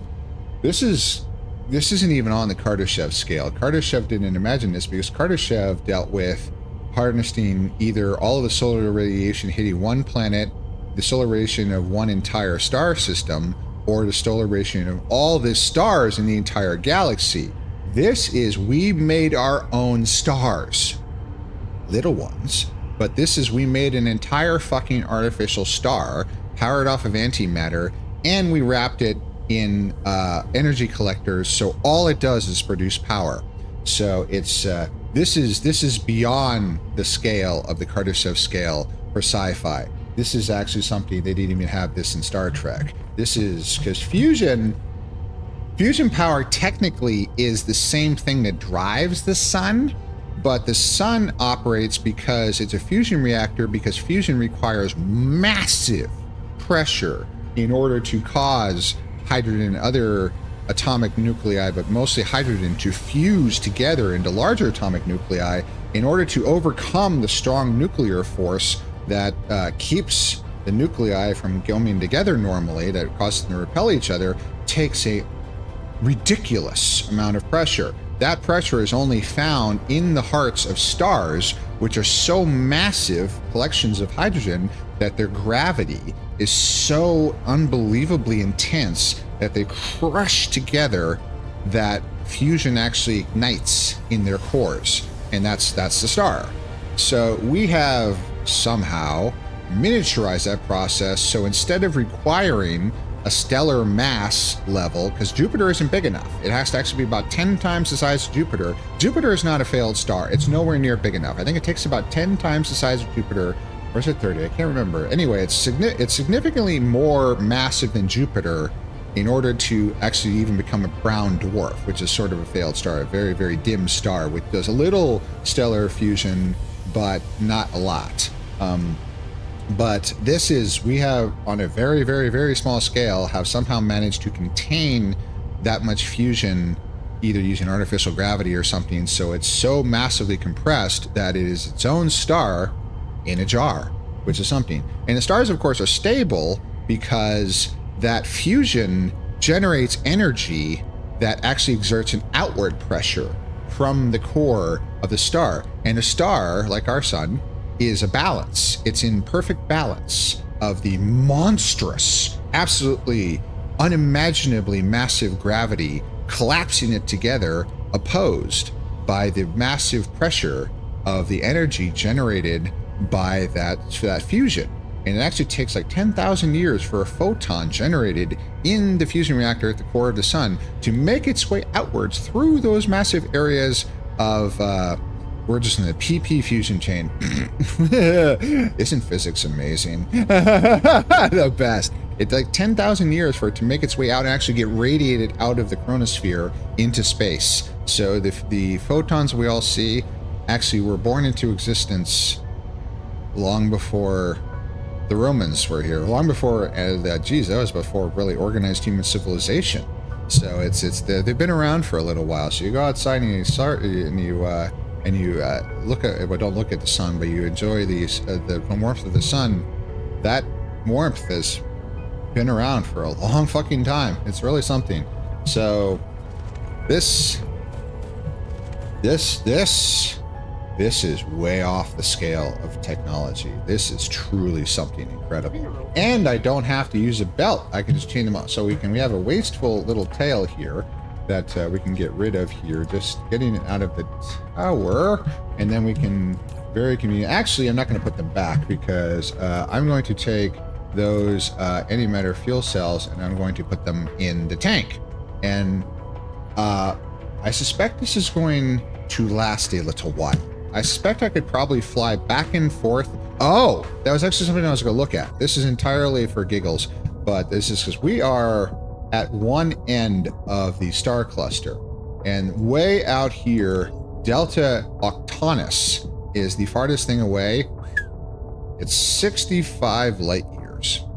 So our current range of one tank, which this does not increase, all this does is let us refill and fuel ourselves forever, but doesn't increase the rate of refueling nor the size of my energy capacity in the robot, is about 20 light years. This would take 4 jumps to get across from here to Delta Octantis. Now, as we get the better research, we increase the energy capacity and also I think the fueling rate. Now, the fueling rate of the antimatter fuel cells in here might actually be a little higher. It is chamber fuel gen 500% as opposed to the deuterium fuel rods. I don't think we're that much, so it might actually increase the power faster, so which means it would fill up while we're warping it and cause us to be able to go faster before we run out. So I don't know if we're ever going to get far enough we can go 65 light years, but we can do a lot better than this. Anyway, giggles time. We look at our power generation. So there are 10 of these. We have 101 Dalmatians, 101 mini fusion power plants. They produce 1.51 gigawatts. Wasn't it 1.21 gigawatts in order to power the DeLorean. These 10 artificial stars all alone produce 720 megawatts. That's 32% of our power. So 1.51 gigawatts, 720 megawatts. They produce a third. These things are fucking powerful. Holy shit. Oh God, these things fucking slap. Wow. Jesus Christ. So the ratio it's like 6 to 1. Fucking hell. These things fucking rock. Jesus Christ, they are meaty. So we slap, and I have like, how many of these do I have? I have 55. Fucking hell. So let's slap down some more. Now, can I just chain them out? Yes. Okay, out of building range. Okay, getting too far. There we go.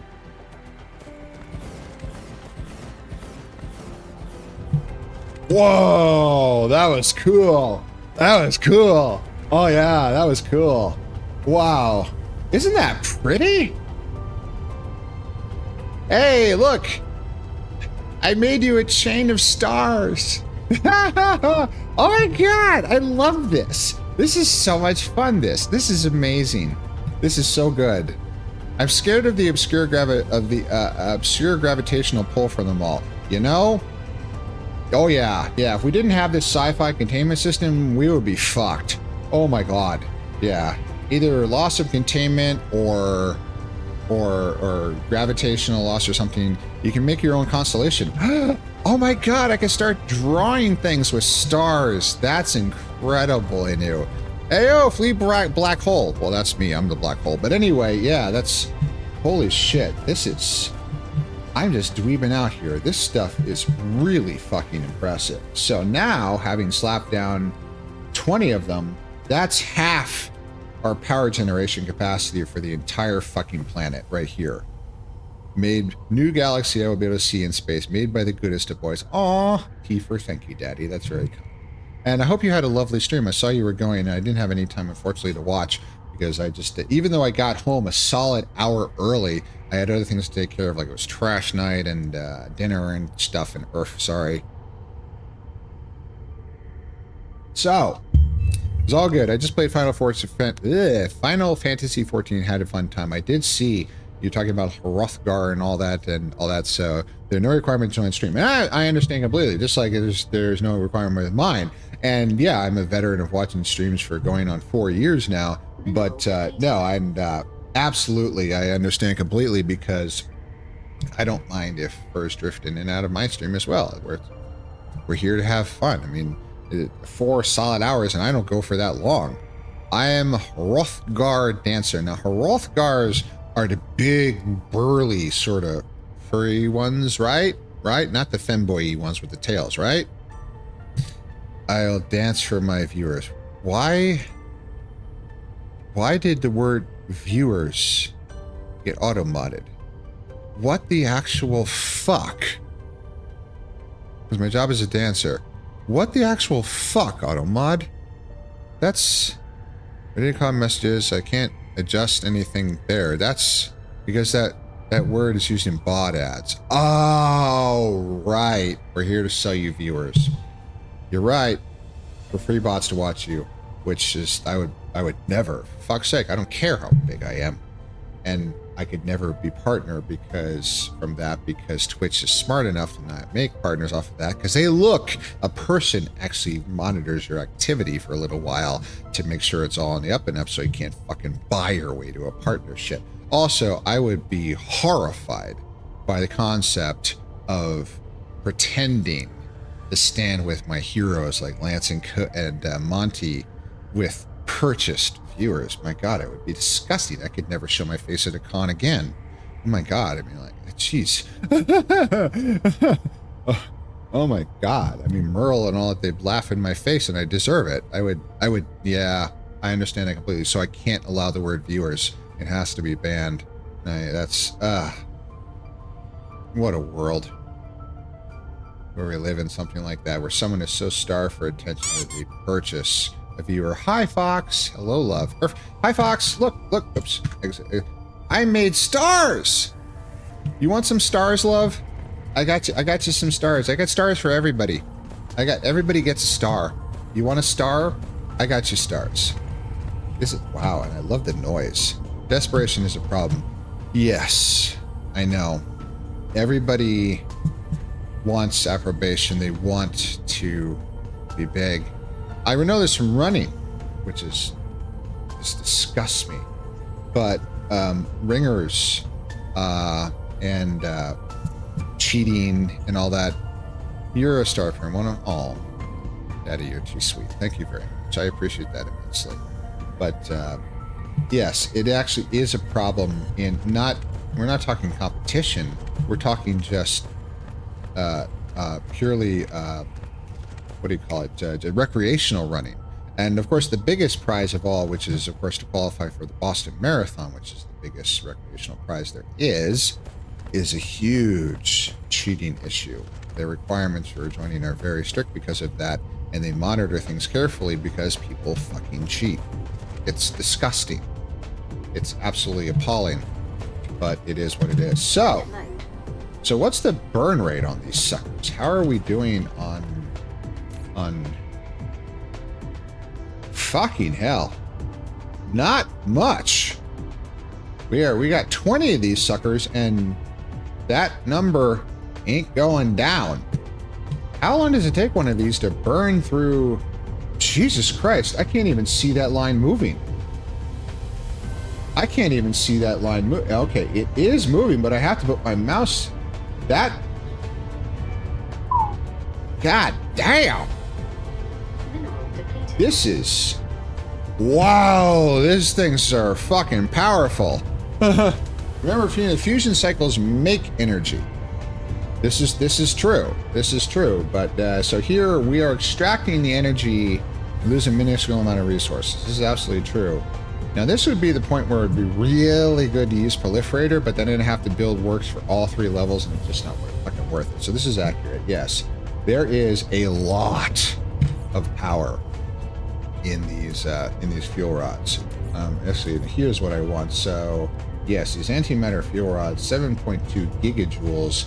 So down here at the bottom, you can see this line down here, way out the bottom. It's over there for you guys. This line at the bottom here, where the mouse is the energy tank for my robot, which is never a factor except when flying in warp. That's the only activity now that'll burn it down appreciably faster than it'll accumulate. That's 3.2 gigajoules. One of these rods holds 7.2. That's more than 2 full charges. And it takes 2 full charges to warp from here to Lambda Messier. 1 fuel rod will get us all the way back to Lambda Messier. Wow! That is a lot of power. Holy fuck. Now, just for future proofing, so I never run out of power again, considering the burn rate is so low, I'm going to, let's see here. So we go here and then take another artificial star, and we're off of this one. Can't get that close, right there. And then what I'm going to do is I'm going to chain it off of this one. There we go. Spins up and it rotates and it comes to life, and that's just gorgeous. So we're going to take these, and now, yes, now it's locked in. 9, 10. Oh, I love that little animation when they spin up. It's so pretty. So I've got quite a few of these. Okay, so let's get that alignment right. All right, so this many artificial stars is overkill. I think we might actually be supplanting all of the power from the fusion power plants, but this is known as future proofing. Never enough, exactly, Daddy. Never enough. So, because what we're going to do is we need more strange matter and antimatter conversion. Each star for each cutie, you know. Aw, you're such a sweetie, Daddy. Earth. But yeah, this is, God, that's beautiful. That's just, these things are just meaty. These things are just sexy. This is definitely endgame power. This array is now supplanted the primary power source of this planet and is producing 65% of our power capacity. It is producing 2.8 gigawatts. Consumption is only 1.75. Now that varies, but this array now powers the entire planet.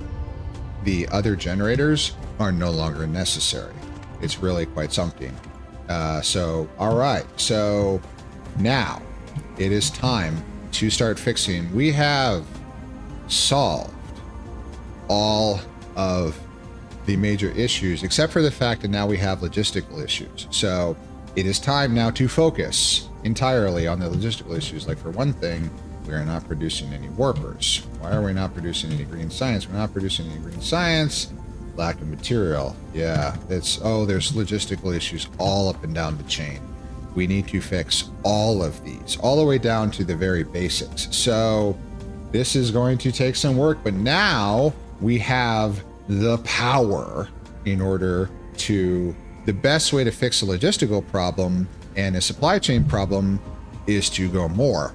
So we will just build more and more and more factories and more of these miniature particle colliders and more fucking everything until we get a decent throughput of everything.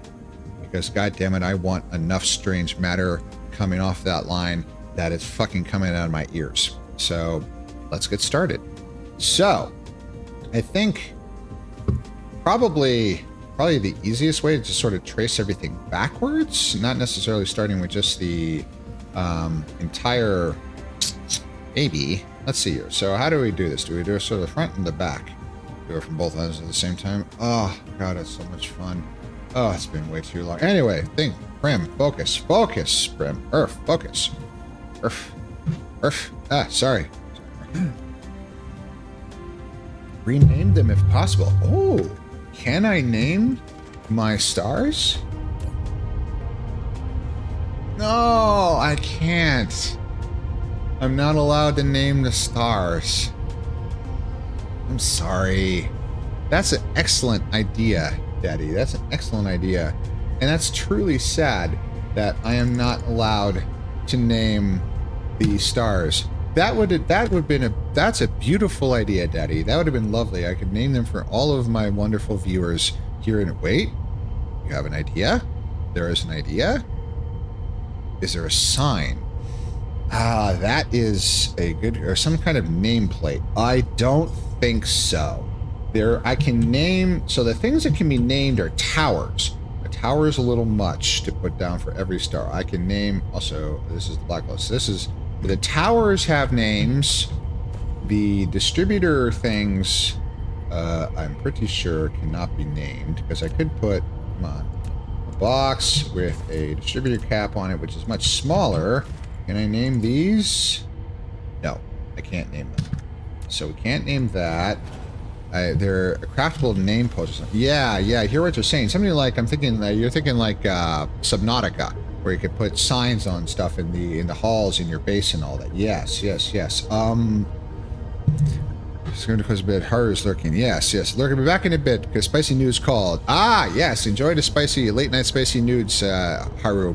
Well, I'd say bring enough for the class. You can bring enough for the class. Just I'll be okay. I'm the weak wolf, not the less spicy nudes. I like spicy nudes, but not that kind of spicy nudes. So let's see here. Now, it would be a building of sorts. Now, I can't name any of the power things. I certainly can't name a splitter or a distributor or a belt or something. The only things that really have names are the towers. That's it. And I'm sorry, it would be extravagantly wasteful, I'm sorry, to build a tower for every single star. I'm sorry, Daddy. That's an excellent idea. I wish I could do that. That would be a beautiful idea to name all these stars after my wonderful viewers. Damn it! I can't. It's some sort of sign. It's all good, puppy. I understand. That's a beautiful idea. That is, and I wish there was something along those lines, but there's just buildings. A mining machine doesn't get named. The only things that have names are the towers. None of these products actually can be built because they're not buildings. They can be put in boxes and actually dumped on the ground, but only if I kind of fuck things up by like destroying the tower that's loaded with stuff that won't fit in my inventory. It'll scatter the boxes all over the ground and I can collect them using the combat mode, but you can't name them either. So, yeah, sorry. Good idea, though. Very, very lovely idea. Okay, let's see. So, we need to think about, well, everything. So, I know one thing we're definitely lacking is titanium alloy. So, titanium, you should make a viewer planet. Can I name the planets? So this star has no Dyson sphere because this is the black hole. These are... I can name the planets. Alright, Daddy, I love you very much, but yeah, this one's... I can name the planets. So, I love you very much, Daddy. This has been wonderful, but you could do viewers as well. Allow... Yes. So, I love you very much, Daddy, but I'm sorry, I have to name it after the foundation of the stream. H-A-R-U-D-H. My planet, my rules. Oh, there's an achievement for that. So, I take no offense. Yes, I'll name another one for you, Daddy. But yes, the lovely, massively important, practically our homeworld, essentially now. Yeah, I have to name it. Lovely Haru has been here all the time. So when Haru comes back, make sure to remind me to tell them. So this is, I have to remember this now. When we travel to other planets, we can hold a little bit of a contest, a little bit of a drawing, just whoever's there, and name the planet after them. Then name them all. Yes, then now that we have sufficient space for, because we have enough planets. Now it's so the star map. So yes, it's it does it now. Can I name the stars? I can name the stars. That is an interesting concept. That is an interesting concept. That is so. Who gets to be a?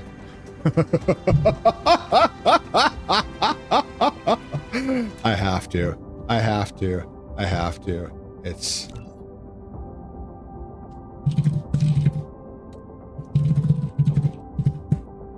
I have to.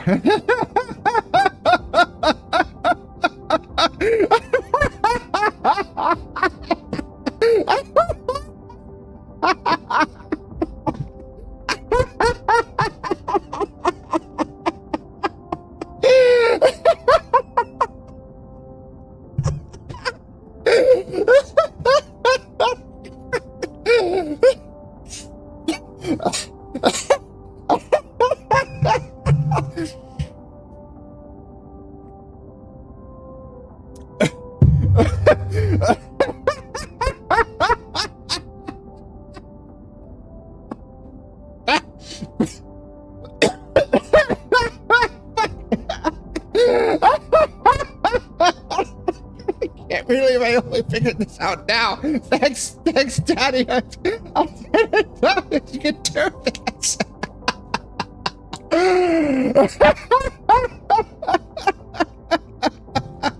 Oh my god! A good hearty laugh. Yeah, I'm all sweaty. Wow, feeling good. Yes. Actually, that's very funny. That this is now the Prim system. I don't think I've ever heard you laugh. Thank you, Demi. Hey, Demi, you want a planet named after you? Time up. So let's, yeah, while we're here, back in the game, Impish. Hi, Demi. So, hey, how about a 42 Leonis? So, view,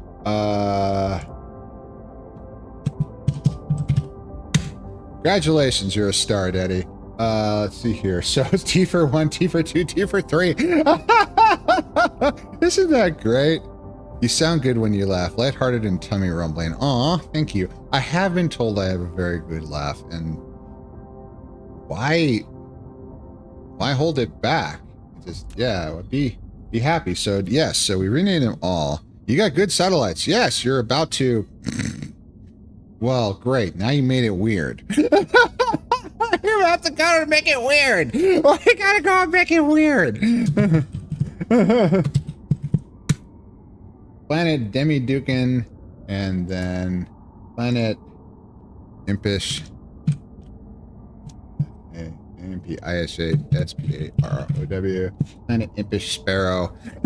Delete that message. It's okay. It's okay, Daddy.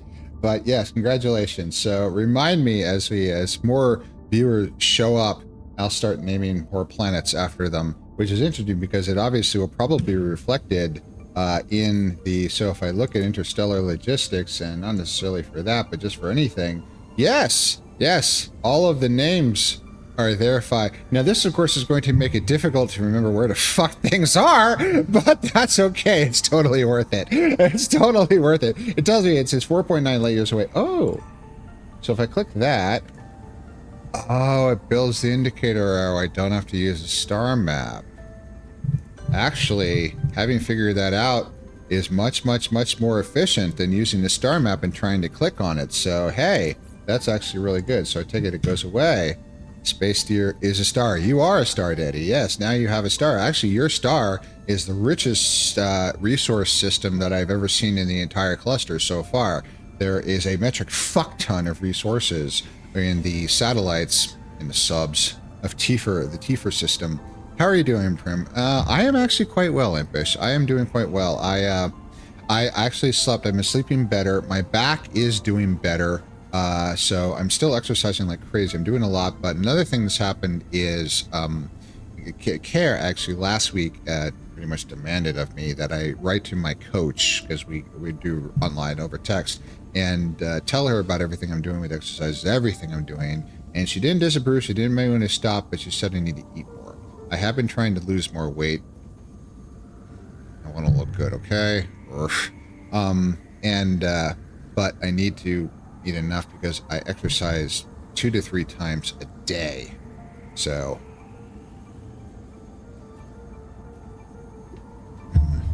glad I can provide for pyramids. What I'd like to do. Ayo, nice. Yes. So I have been eating better, a little more, and she said that will actually help with the recovery because I said I haven't been able to sleep, which is the main reason I haven't been able to sleep that much. Starting like 2.5 weeks ago and going up to about maybe Monday this week. Well, Monday, of course, is a special case because up to 1 in the morning. You could ask Veo Tritz about that. Oh, that was a good night. Anyway, I woke up in pain because, well, I'm in pain all the time, but my lower back was really hurting because I've been working really, really hard on my abdomen, and the back also tends to get kind of affected by that. And but not eating apparently makes it worse. So actually, I have been getting better rest, creeping up towards sometimes almost 7 hours, which is a lot for me now, even with the early get-ups and everything. So I've also been going to bed at a much more reasonable hour. So I'm doing better. That's stereo. I celebrate more hours. So do I, Daddy. I need it. I need them. I work so fucking hard. It's ridiculous. I rode that bike 50 minutes today. I burned almost 700 calories in that 50 minutes. Wow. That is seriously powerful. That is seriously powerful right there. Okay. Okay. That's a sound when I stare. Ooh. That's a little much. Okay, so logistics, not everything, but yes. So we're starting with some of the raw material here. So the titanium alloy smelting it's producing, but we need more. We need a shitload more. And all of the raw materials are in full supply. We just need more works, and these are produced using smelting, right? Yes, it says smelting. Let's double check that really fast. So it's time to fix all the logistic problems. Yes, smelting facilities. We have a no logistics task. We have 100 smelting facilities. Oh, I thought I had a logistics task to get rid of the old smelting facility. So take this and drag these over here, and then collect all. And so do I have a tower wart here that will actually collect the old smelters and upgrade them to the better smelters?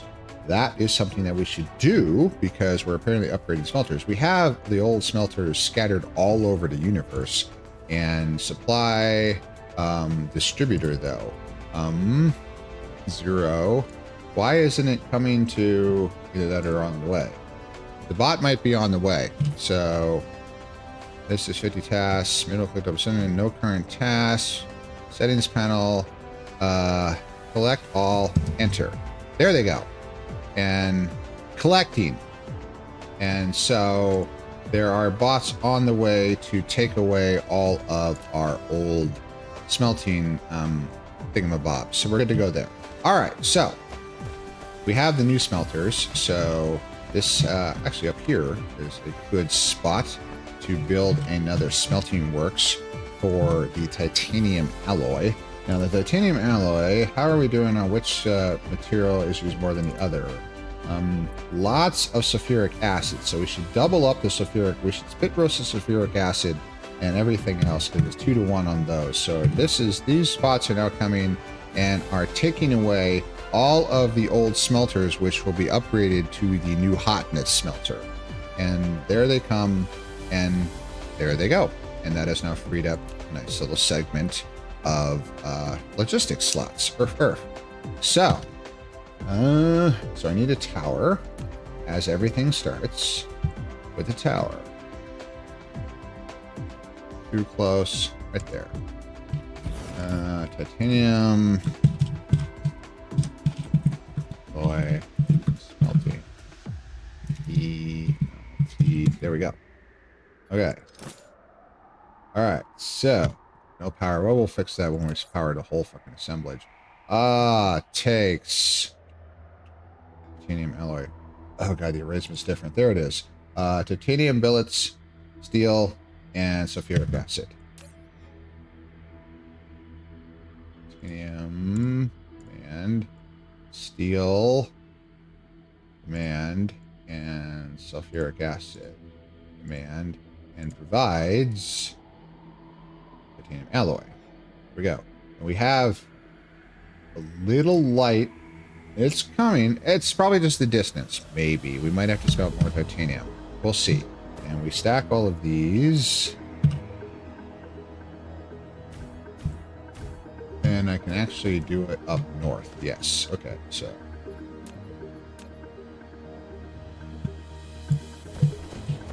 And this is... Oh, I can actually... I gotta double these up. So... Okay. Yeah. So this... Yeah, we're going to do it on both sides. And actually, I should just copy-paste. I should make this a blueprint, because we might have to make a couple of these factories. And then... Steel. So there's 4 steels, 4 titanium ingots. I call them billets, but it's actually an ingot. There we go. And then... And then 8 sulfuric acid. So we need to spit roast the sulfuric acid. So sulfuric acid on this side will come to halfway. There. And now we will take... Now we can do double sides on the smelting facilities because they're small. We do a plain smelter. And so now we very carefully... Now we have an output belt that comes back. It's 2 ticks above the tropic line. That's a tropic line too, which is not great, but this should hopefully, yes, it goes straight in the tower crossing the tropic line, which is good. I don't like tropic lines. This, of course, means that this factory is now irreproducible because fucking tropic lines. Well, que sera. And then in... And then and then and it's producing titanium alloy, and then has a out. There we go. Now this and then flip. I can't interleave it there, but if I put it there and then flip there. Now if we stretch these all the way out, we'll only put it to there. Because I have to put the spit roast line in. I know I like that term. Stop laughing at me. So this is... it's actually 2 up from that major line. 2 up, yes. Yes, perfect. I throw it in there. And then this... Let's say sorter out. And then this. Ooh. Why is this not working? We might have to do... Yeah, we need... Oh, that's why. There's... Yeah. Oops. Ah, Fox. Ooh, apple. Oh. Hi, Foxy. Hey, Foxy, want to be a planet? Well, too bad. You got to be a planet. So, we're renaming stars in the T-first system. we are renaming the stars. So how about you want to be a gas giant, Foxy?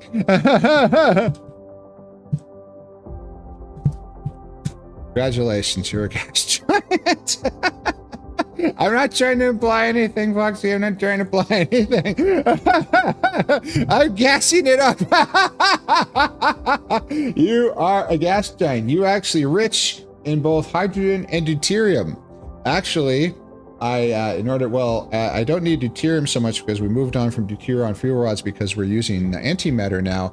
But harvesting your hydrogen is something I want to do. So I actually want to ring you in a ring of sucking towers and suck you dry of all of your hydrogen.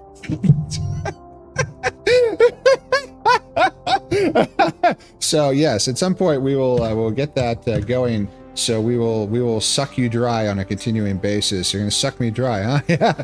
Well, I did that one night.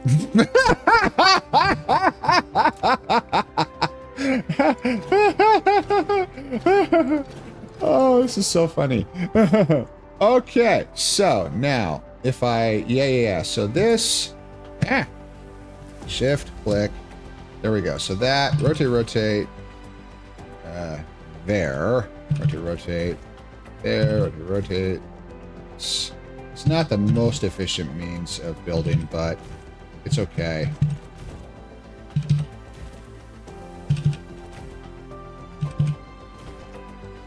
Nope, can't do that because we need that last line, which is the other sulfuric acid. And I know there's all these power issues. I know.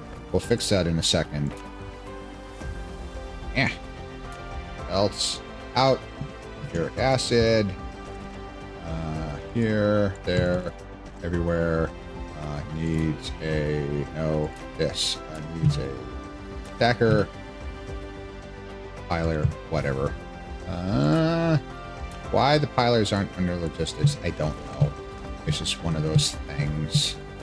Down to there. There. There. Vadik Bear! Vadik Bear! Hey Vadik, good to see you. Been a little while off. How are you? How have you been? Hello there, it's good to see you again. You want to be a planet, love? Well, I've got a lot of them, so congratulations. Everybody gets to be a planet. I've been working a lot myself. Oh, well, I hope you're off tomorrow. I hope your job allows you to enjoy the holidays. So congratulations. You are now in orbit of Impish. V-A-D-B-A-H-R. Congratulations. You are now a moon orbiting Impish, who both of you are actually orbiting Tifer. Yeah, but got to deal with family. Ian's going to be working. Ah, yes. Well, definitely the Tief. Yes. So you did Tifer. Tifer is a star. I had to do it. So, Haru has been with me since the beginning. He's always here for every stream. I'm deeply, deeply indebted to Haru for all of his support. And so this planet, which has become the home world now, essentially, is planet Haru Dragon, which is in orbit of Prim the Black Hole.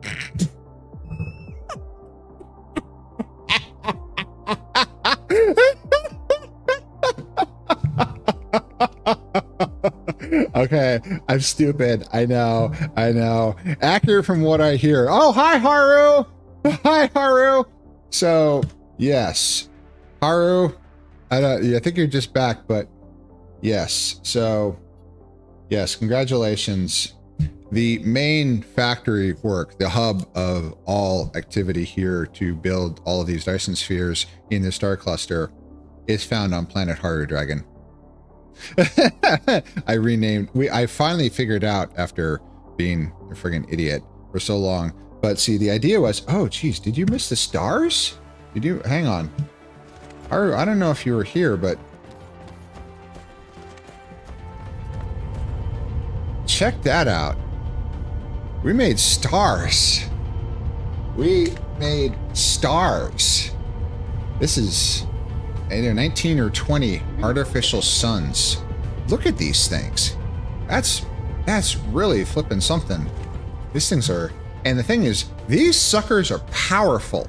These things now produce, like, I don't understand what's going on, but I like your funny words, Magic Man. Understand completely. So these 39 artificial stars produce the majority of the power production on this planet now at 65%. The mini fusion power plants, 101 of them, are only 35% compared to this array of 39 artificial stars, which produces, so the consumption of this entire planet is significantly less than is what is produced by this little array here. So these things are fucking powerful. Holy shit. There's some serious Are you going to replace all the mini fusion power plants in your pocket with these? Yes. Yes. We are definitely going to be doing some upgrading. Now, I'm not going to rush all over the entire cluster and replace every setup with importing antimatter fuel rods, because I don't have that many yet, and artificial suns. But as we go forward, I'm still producing deuterium fuel rods, and honestly, they work fine because they have a lot of power density.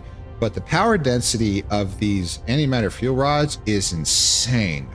These things are just meaty. It's insane because the draw of this entire array is not fucking much. I mean, that number, this number is not going down that fast. These things last a long time. So, and making these antimatter fuel rods, it's yeah, it's something. So this endgame power, yeah, it's good stuff. Hecky. So we now, but as I go to new planets and encounter new civilizations and sleep with them, sorry, I'm not Captain Kirk, but although if they're furry, I might make an exception. But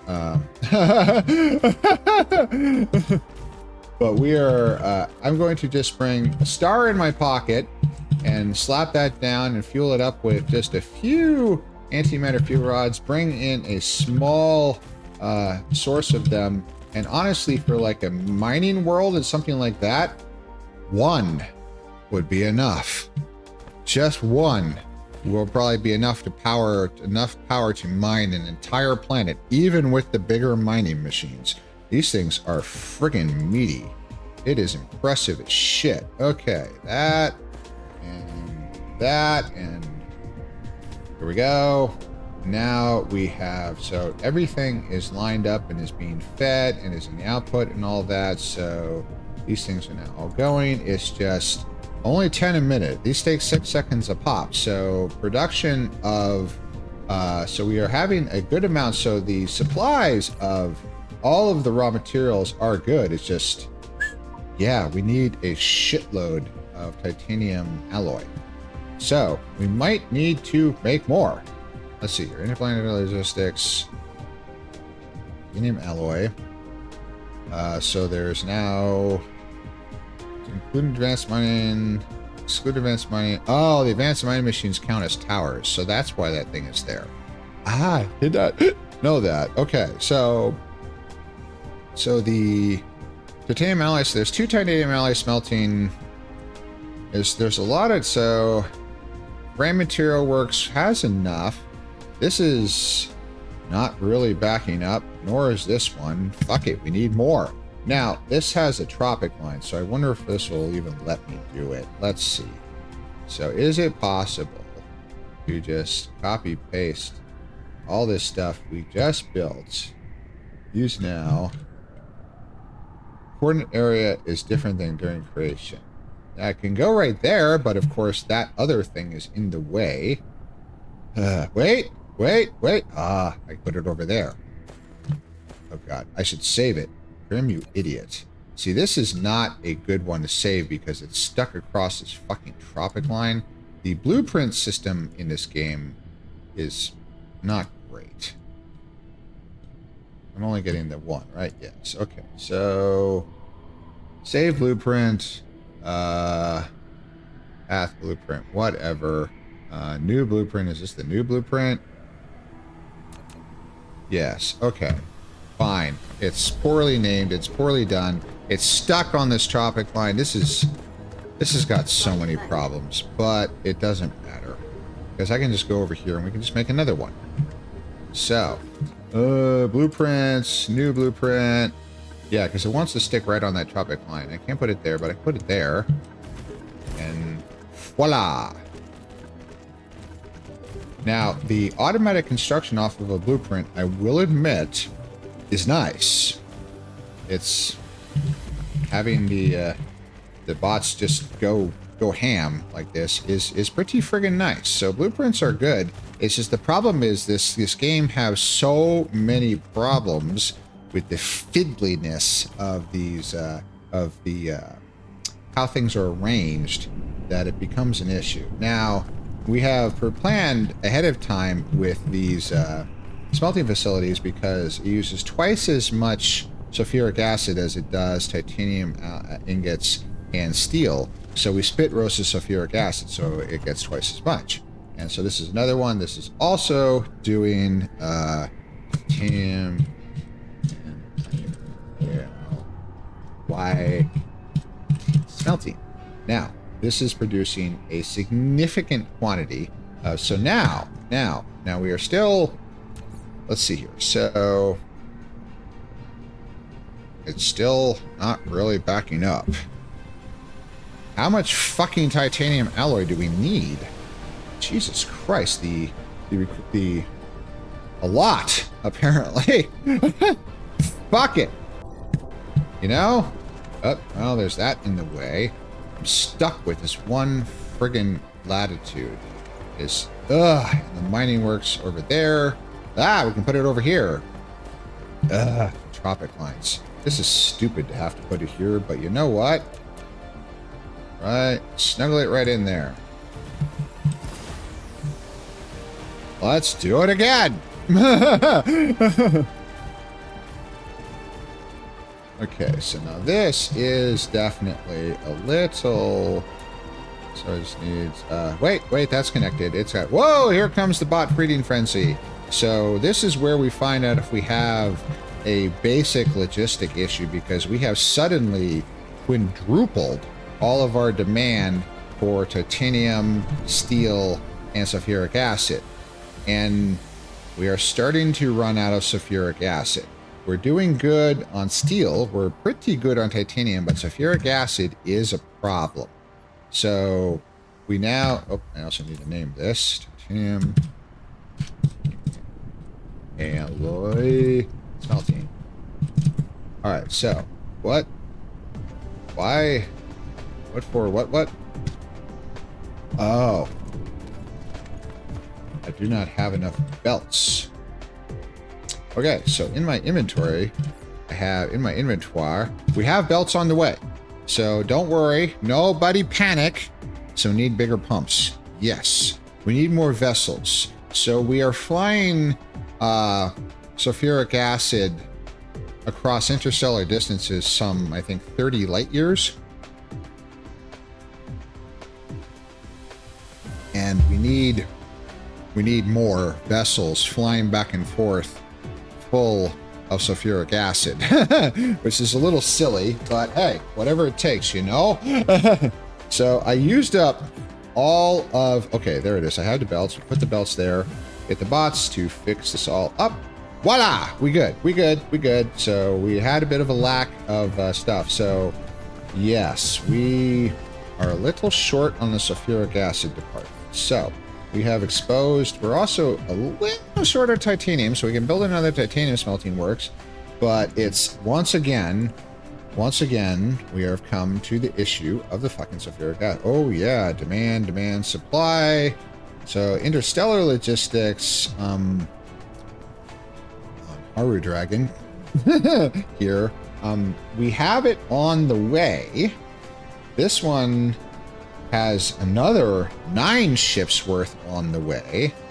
Sulfuric acid receiving, that's unlimited Messier 3. But so that is 10 ships out there. That is 9 ships on the way. That is 7 ships. Why aren't those? Oh, we need another receiving tower. That's why. So if we go to local planet and clear this, my towers, let's see if we have an, oh boy, no. All of these ships are in use except for this one, which is already full. So we need another tower. Also, we're going to have an ad in a second here. So before we slap down another tower, we're going to take care of the crash commercialism really fast. So everybody chill. I got to go to the bathroom anyway, and we'll be right back, and we'll put down another tower.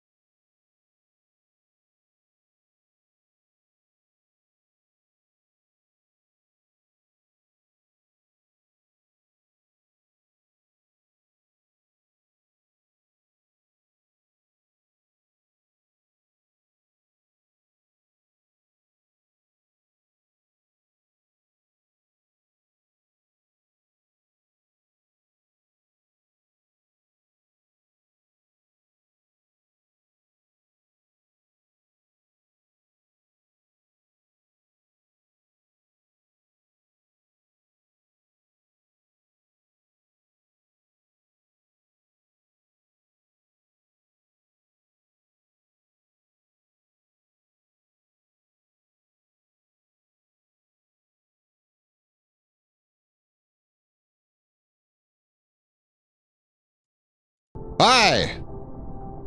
I think that's a mistake. I screwed up and I unclicked viewers from the blocked terms list, which is probably a mistake. So might have to fix that in post. Anyway, welcome back. Hi, we're all back, but although I haven't gotten a lot of ads because I'm a nobody.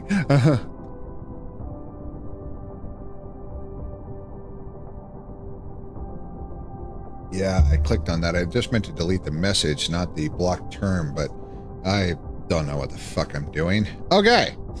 Anyway. Ugh. I refilled the water bottle. I'm getting thirsty. So. That.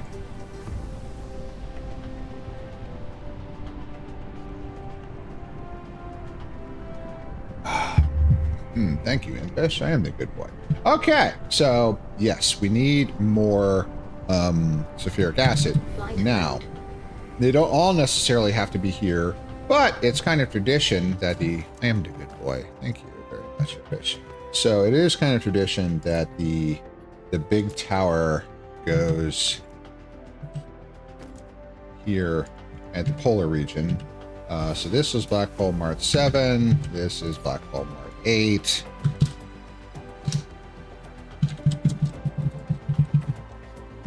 And the idea, the general concept of making these local supply, remote command, making these supply the items from interstellar just to other planets isn't really happening right now, but will happen later. So it'll just take more towers. But also, I'm less concerned now that we have essentially infinite power, and we supply it with warpers. We have zillions of warpers, and we increase the charging power and all of the vessels. So all those vessels from SOC have now been employed. So if we go higher cluster, I gotta filter this down to sulfuric acid. There we go. So all of SOC, see, there's only 2 vessels left, and there's Black Hole Mark 8, but all these vessels 8, but there's 10,000 on the way. So yes, we have a lot. K9, guess who's back, bitches? K9! K9, welcome back. 2 things to show you. First, K9. Momentous things have been occurring today. Momentous things have been occurring. So where is the array? Where is the array? So we'll get to the silly part after we get to the pretty part. So I probably went the wrong way. So, here they come. Check this out, man. Check this out. I made stars. Check this out. Look at this. We got artificial stars up and running. We've got an array of 39 of these suckers. We have started producing any manner fuel rods. Primrose, I have news for you. Ooh, K9, tell me your news. So this array is now producing all of the power requirements of the entire planet. And I learned something else I could do. We can rename the stellar objects in this game. So we are on planet Haru Dragon. And Haru Dragon is orbiting Prim the Black Hole. I am such a child. And K9. We are steadily, as you talk, as viewers talk, things get renamed. So congratulations, love. You're a moon orbiting Fox. K9. Congratulations, you're a planet. You actually are a very, very heavy mining planet. They're not all of you, but we are extracting your resources in significance. Yeah, I actually need to go back and extract the rest of your resources, K9. But yes, so congratulations. You are now a stellar object. Wow, thanks. You're most welcome, love. Yeah. So tell me your news. Tell me your news. I hope it's good. So I'm so honored to be in your system. you're most you are most welcome, love. You're a pillar of the stream. I always appreciate having you here, love. And I having discovered this because Tifa actually had the lovely idea that since I can make stars, can I name them after my viewers? which would be a lovely idea. I can't. I can't name these buildings. I can't name the artificial stars, which is a real shame. That would be a lovely gesture. But I did remember or discover, as I hadn't figured this out, I can rename the stars and the planets. So, yeah, so from the black hole, Haru, having been here since the beginning and always here, gets this planet, which is, of course, essentially our home world now. But other planets. Anywho, I'm seeing Jurassic World Rebirth tomorrow. Ooh. Oh, congratulations. I do not watch ads or broadcast TV that much, so I'm unfamiliar. But I really, really hope it's a good time, and I hope you have a lovely time, love. Shit, I haven't seen a movie in a theater since the second Dune. It's been a little while. I may be a bit of a busy wolf. I hope it's a really good time, love. In theater. Nice. There is something to be said for the theater experience for big, loud, showy movies. I mean, the home experience is hard to beat, especially now in the age of streaming, and it's so easy and cheap. And everybody typically has really big TVs and pretty good sound systems. I get it, so you can pause things. You don't have to deal with the fucking public. But there is something really to be said for bombastic action movies, which that definitely will be one. That it's that humongous screen experience, and then the your fellow theater goers actually kind of add to the effect in that case, because it's a collective thing. So, yes, so we have a rather severe need for sulfuric acid. Now sock is getting to suck. Holy shit. So we have drained one tower completely dry, and the other one is, holy fuck. I can't add more vessels because we are going to start running out on the 4th of the motherfucking July, baby. Exactly. Haru Dragon makes me think of Dragon Ball Z. Sorry, random thought. Hellos. Hi, Lux. Congratulations. So did you see the stars, or do you need to go back? But since you're here, I think we're out of stellar objects in the T4 system. So, fortunately, I have... yeah, that's after Foxy. That's Vatic and all. Yeah. So that's all right. Fortunately, I have lots of systems. You're good. How about Epsilon Pixidus system? How about the entire fucking system? Why not? Lux, light, yes. N T-E-A-N-B-B-R-I-S. Congratulations, you're a star.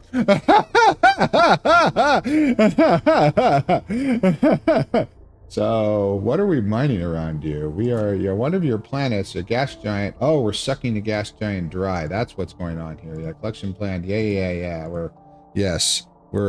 One of your gas giants is getting drained continuously. Welcome to the Stars Club, Lex. Exactly. So trust me, there's no pecking order here or anything. I named the black hole after myself. Because I'm a child. Immaturity keeps me young, as my wife used to say.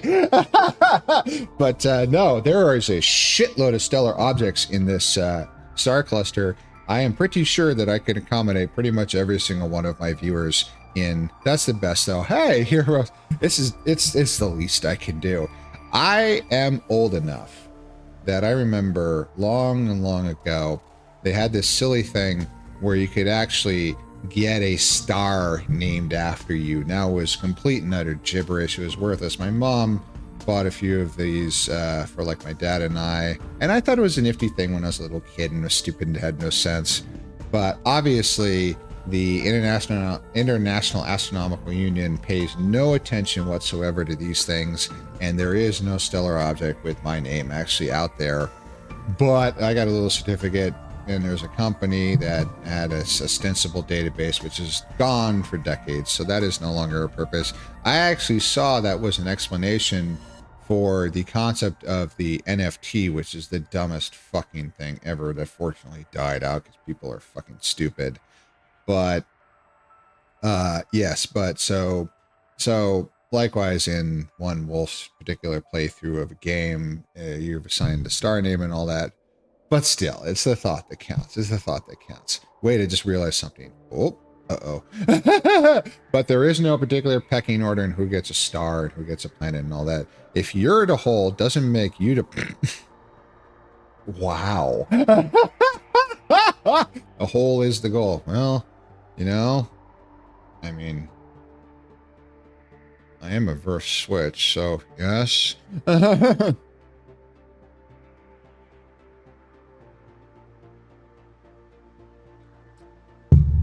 Excuse me. So are these actually running?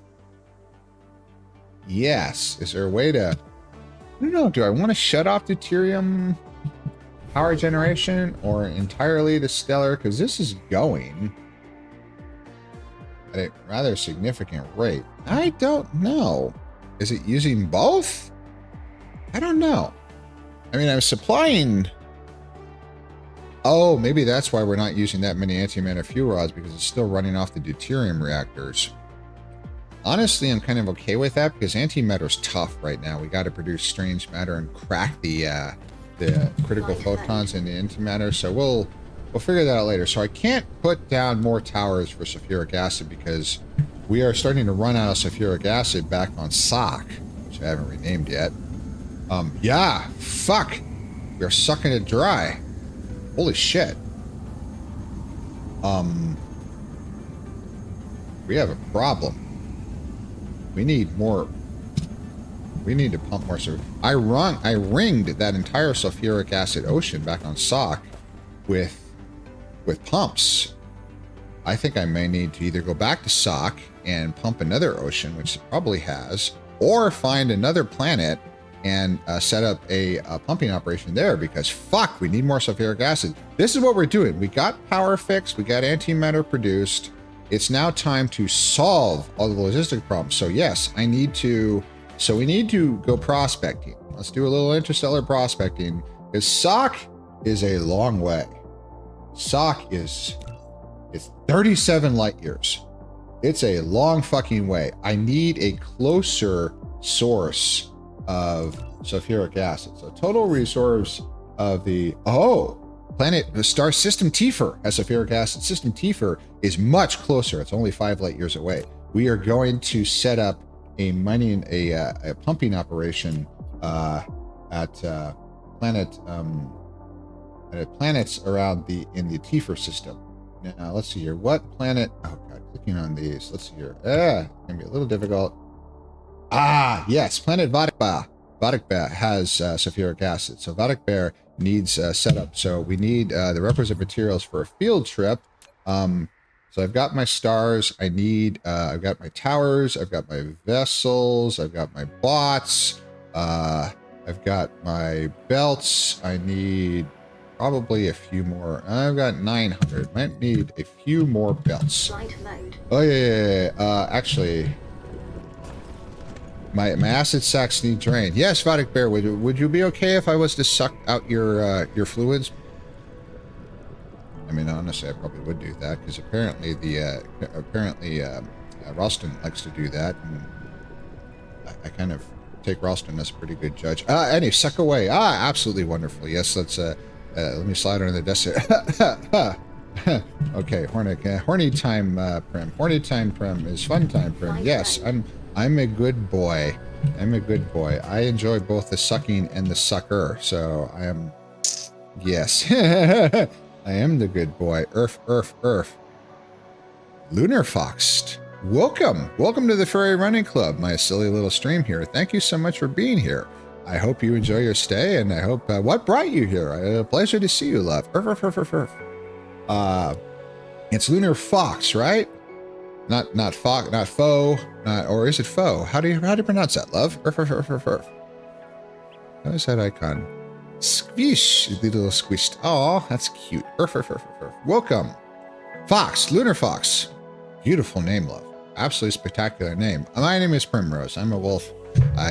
Everybody's supposed to say they're a variety streamer. I mean, I just kind of, I found factory games work really well. This is Dyson Sphere program. We've been playing this for a few months. I'm super fucking slow, but it's fun. you can build these systems. So we are going to go on a field trip here, and we're going to suck planet Vodakbear dry of all of its sulfuric acid. So I need to grab some more belts. Actually, no, the better way to do this. Oh, yes, folks, excellent. So let's adjust this to give me 1,500. Enter. There. Now we have more belts on the way. So we have belts. We've got splitters. Don't really need splitters because these are, we just tee these off. Don't need sorters because it goes, we got towers. Do I have big towers? Yes, I have plenty of big towers. I have vessels. I have bots. We don't need the bots anyway. I have suns. I need, I have 30, will this be provided? Not yet. So I've got some, anyway, a few rods. Oh, we're good there. Now we need pumps. I don't think I'm producing pumps anywhere. Lux, you're a bit. Oh, thank you for the biddy, Lux. That's kind of you. Thank you. Yeah, I wish Twitch didn't charge, Jesus, 2 or 3 times the value for a bit. But I do appreciate it, love. Thank you so much. Came from Loprov's chat to an interesting conversation. Oh, yeah, that little ad I put in Loprov's in his Discord server there. Yeah. To an interesting conversation. Yeah. So yes, I've been streaming for slightly under a year. I'm a nobody, but I've been watching furry streamers for the better part of 4 years. And I've always appreciated streams that let full sus chats, as we say, go for it, because obviously Twitch TOS must be respected, but I've always enjoyed those streams where we just get to have a good time. We get to talk about silly stuff, be silly and all, and if you want to say horny stuff and all, and it's perfect. Who's a good boy? Who's a good boy? That's right. It's you. Yes, it is, Prinny. I got a special treat just for you. So be a good boy and sit down and enjoy. Put the treat in my mouth, Deggy. Put the treat in my mouth, Deggy. Thank you, Lunar Fox, for playing Deglion's wonderful Good Boy audio. I have 4 of those. It plays those at random when you redeem that. I love that one. So Deglion's a lovely bark shark, which is a combination shark and wolf. He's a sweetie.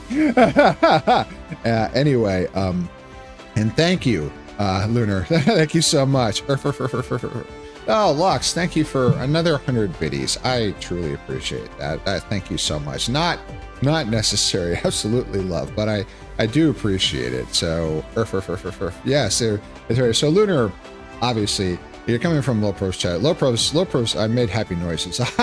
That's the thing I love to do about this, and I want more of these. I'm trying to get my friends to record more of these because it's fun because I can react to these things and be silly and all that. I get to be a silly wolf and all that, and I just like have it. So, Lunar, congratulations. So all the in this Tifer system, but we're working our way down. So, here we go with the Lux system. We just renamed this system just a few minutes ago. So, congratulations. So, let's see here. So, LUNARFAUXET.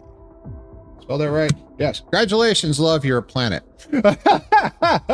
So, yes, as you can, I don't know if how familiar you are with the scale, but here in Dyson Sphere program, it's really quite impressive because not only am I constructing on this entire planet, but I have facilities on all of these systems that are have the names lit up. I can rename them as well. And then those are star systems, and all of these glowing dots, we will start using all of those eventually. So I could record more. It says, do it anyway, Lux. You could. And so the rules on these, on the good boys, is the only limit is Twitch TOS. So go full horny as you wish, as much as they, and some of them, like Cades, they just call me a good boy. And Thule, he just calls me a good boy, but Thule has a good voice. Holy heck. But it doesn't matter. 15, 20 seconds about the cap. Doesn't have to be super short. fluster me because, you know, I like to do the reactions. And yeah, just yeah, go for it, love. That's so there's a rotating. It's not rotating, but it's randomized on sound alerts, which took a little while for me to get it to fucking work consistently. Ah! But I can't use the alert system on Twitch because that can only play one audio. It can't play a random selection. Only sound alerts can do that. Sound alerts is a pain. But all these little dots moving back and forth are interstellar faster than light logistics vessels. So I have quite the logistical chain here. So anyway, we have belts. We need pumps. We need to make pumps because we're going to be pumping Vatic Bear dry. We're going to be sucking out his fluids as fast as we possibly can because we just need to drain that bear like crazy. As you can tell, my stream's a little sus. But yeah. Lopro's a great Nardo. Actually, I'm honored I can call him a friend. And his community is wonderful, and he lets me. Let's like everybody put ads in the Discord and all that. So Ian has been doing it. Hasn't been doing it. Oh God, he's falling down on the job. Holy shit! I mean, yeah, he's been so busy. Geez, he and I haven't been playing in a while either. God, man, I really want to get some time in VR with him. He is a sweetie. He also. Yeah, definitely got that libido, and man, I like that. I like furs that just want to go at me like crazy. Oh, God, yeah. Earth. Overfilled. I'm working on it, love. I keep getting distracted. Earth. You can tell this is pro gaming right here. I am on the ball. You want good gaming, go somewhere else. I'm terrible. In order to make a pump, these are simple materials. It's iron plates, stone bricks, motors, and circuit boards. I'm pretty sure I have the motors somewhere. Yes, electric. Whoa, shit, that's a bit of a no, we have 2 motor works. They're running full tilt. We're short on gears. What? There's a lot of gears there. Just holy fuck. All right, one logistical problem at a time. Let's fix the sulfuric acid. It's enough in order to produce just a few pumps. Iron ingots, stone bricks, motors, and circuit boards. So we need a tower. Snuggle it up right here. This is fluid pump works. WORKS works. Okay, and need iron plates. I've already forgotten. Stone bricks, motors, and circuit boards. Stone bricks, motor, and circuit boards. Now, I'm not going to pull a zillion of these. We don't need billions of these water pumps. Because the thing about the oceans on all these planets, now, I can use chemical plants and make sulfuric acid, but why? Let's just pump it and ship it interstellar distances, because why not? That's surely more efficient, right? You need more than a few pumps. This is true. So I need to meet you in VR sometime. I am in VR, love. I am a good boy. I'm very easy to find. Primrose_wolf. And I may be a bit of a sussy wolf. Let me just put it this way. I met Lop in the Red Rocket. The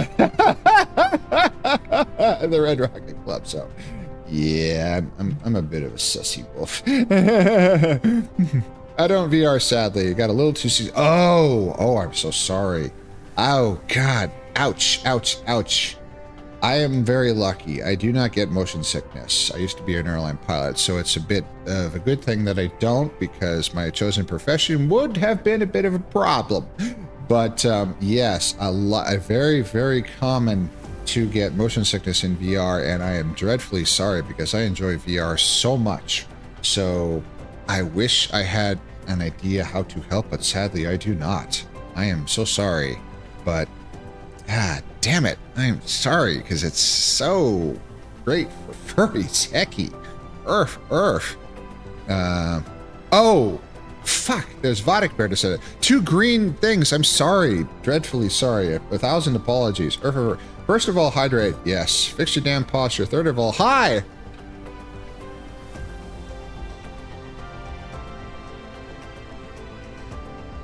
The sound Ralston makes is very fun. Yeah. Oh my god, that Ian. Yeah, here's another switch. Verse switch. I don't know if he's a switch, but he's a verse. There's the two different things, the physicality and mentality. I know I'm a verse switch, but not everybody. He can be anyway, but he is definitely a verse. Oh god, I want to get him in VR some more.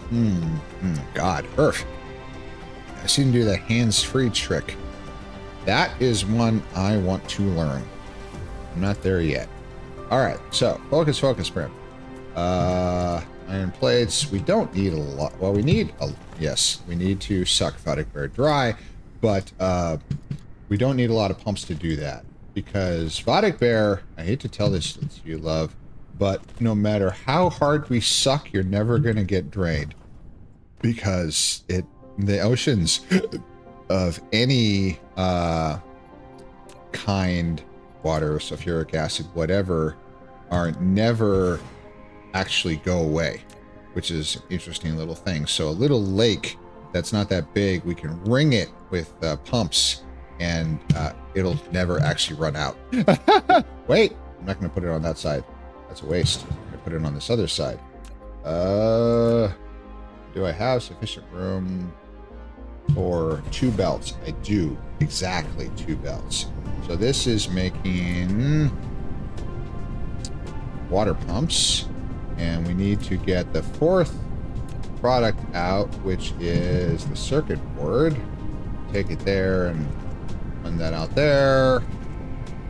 More pumps. Yeah. I met somebody who only knew you because they heard you really loud somewhere. Enjoy yourself, per se. Okay, Lux. Wow. Kind of called out there. Also, am I missing any messages? It's actually getting active. I love that. Hecky. The chat is everything. I'm not distracted by chat. You guys, the game is a distraction from talking to you. That's why I'm here. I'm here to talk to you. I'm not here to play this silly game. This is just something to look at. Earth.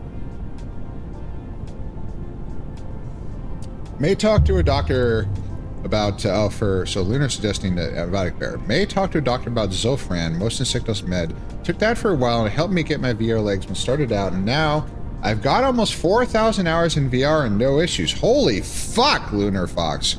You beat the pants off of me. I've only been in since the very end of 2023. I don't even know if I have 1,000, even though I'm in there like 5 days a week. So, well done. Holy fuck. Happy noises. Yes, exactly. I love how the robot starts striking poses when I'm too fucking slow and not doing anything.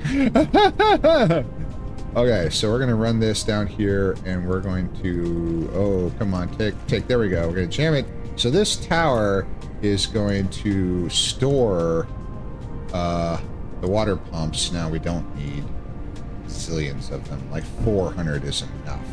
Okay, that's good.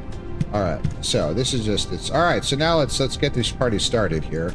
So that is in, that is out, and put it in, put it out, and shake it all about, and put it in, put it in. There we go. Now make another one.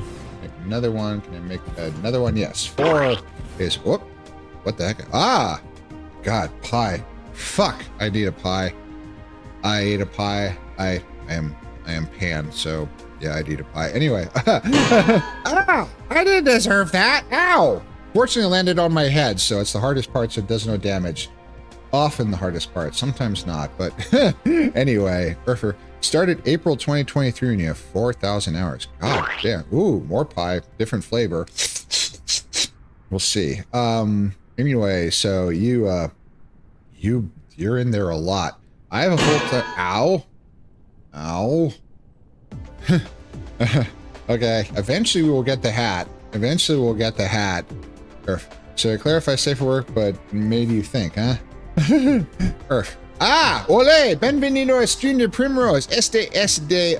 Fuck, my Spanish is fucking gone. I don't, I can't fucking, now why, we have no fucking, ow.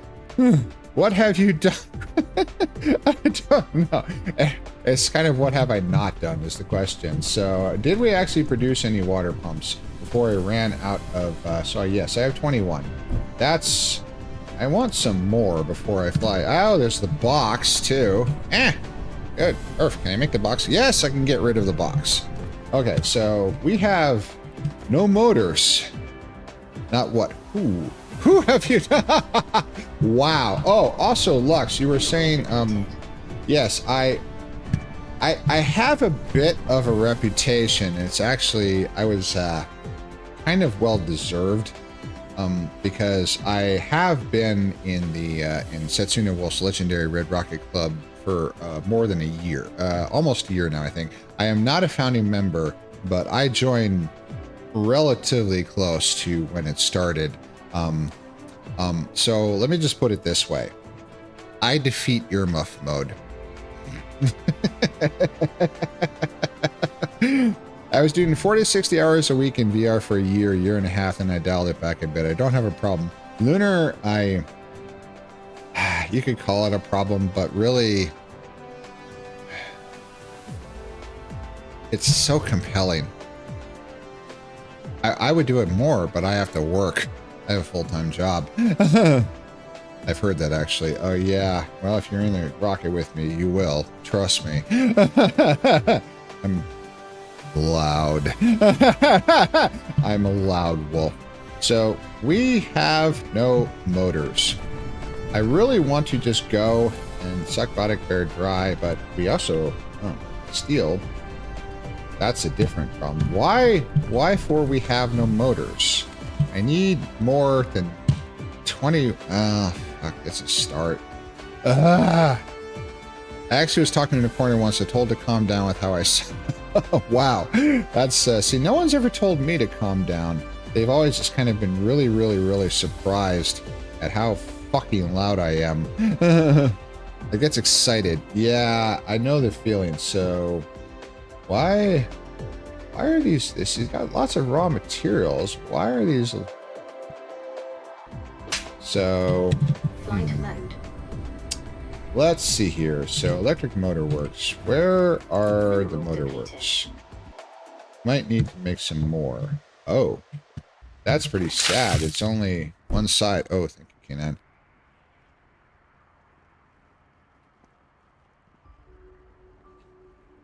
Yeah. Yeah. Lunar definitely looked me up. I'm a bit of a slut. Anyway, was that out loud? So why? So electric motors are a critical resource. And we're running this one side. This is, there's no room to double this up because we're running that other, oh God, this is fucking, yeah, we need a better motor works. This is terrible. This is no good.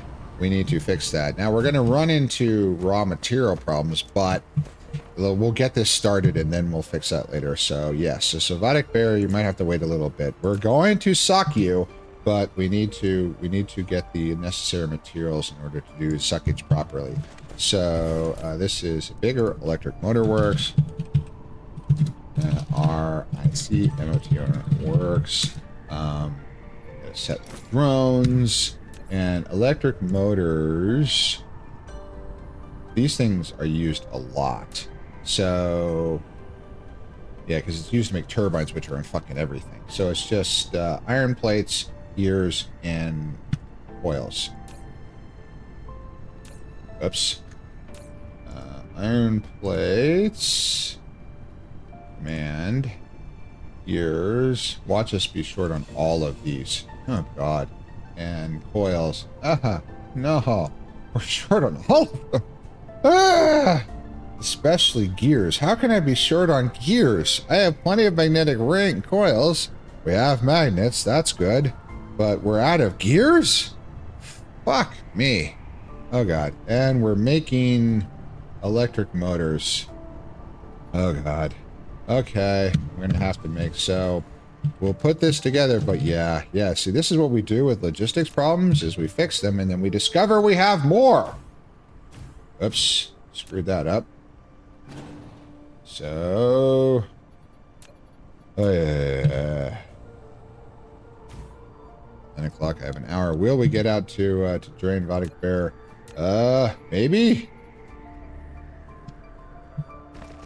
Alright, so this is going to be meaty. I want to fix this logistical problem, which means we're going to have 3 others, but damn it, we'll fix this one. And then I'll just stick my fingers in here and go, la, la, la. It's fine. Everything's fine. I don't have to fix 17 other logistics problems. I can't hear you. Why do quartermasters drink?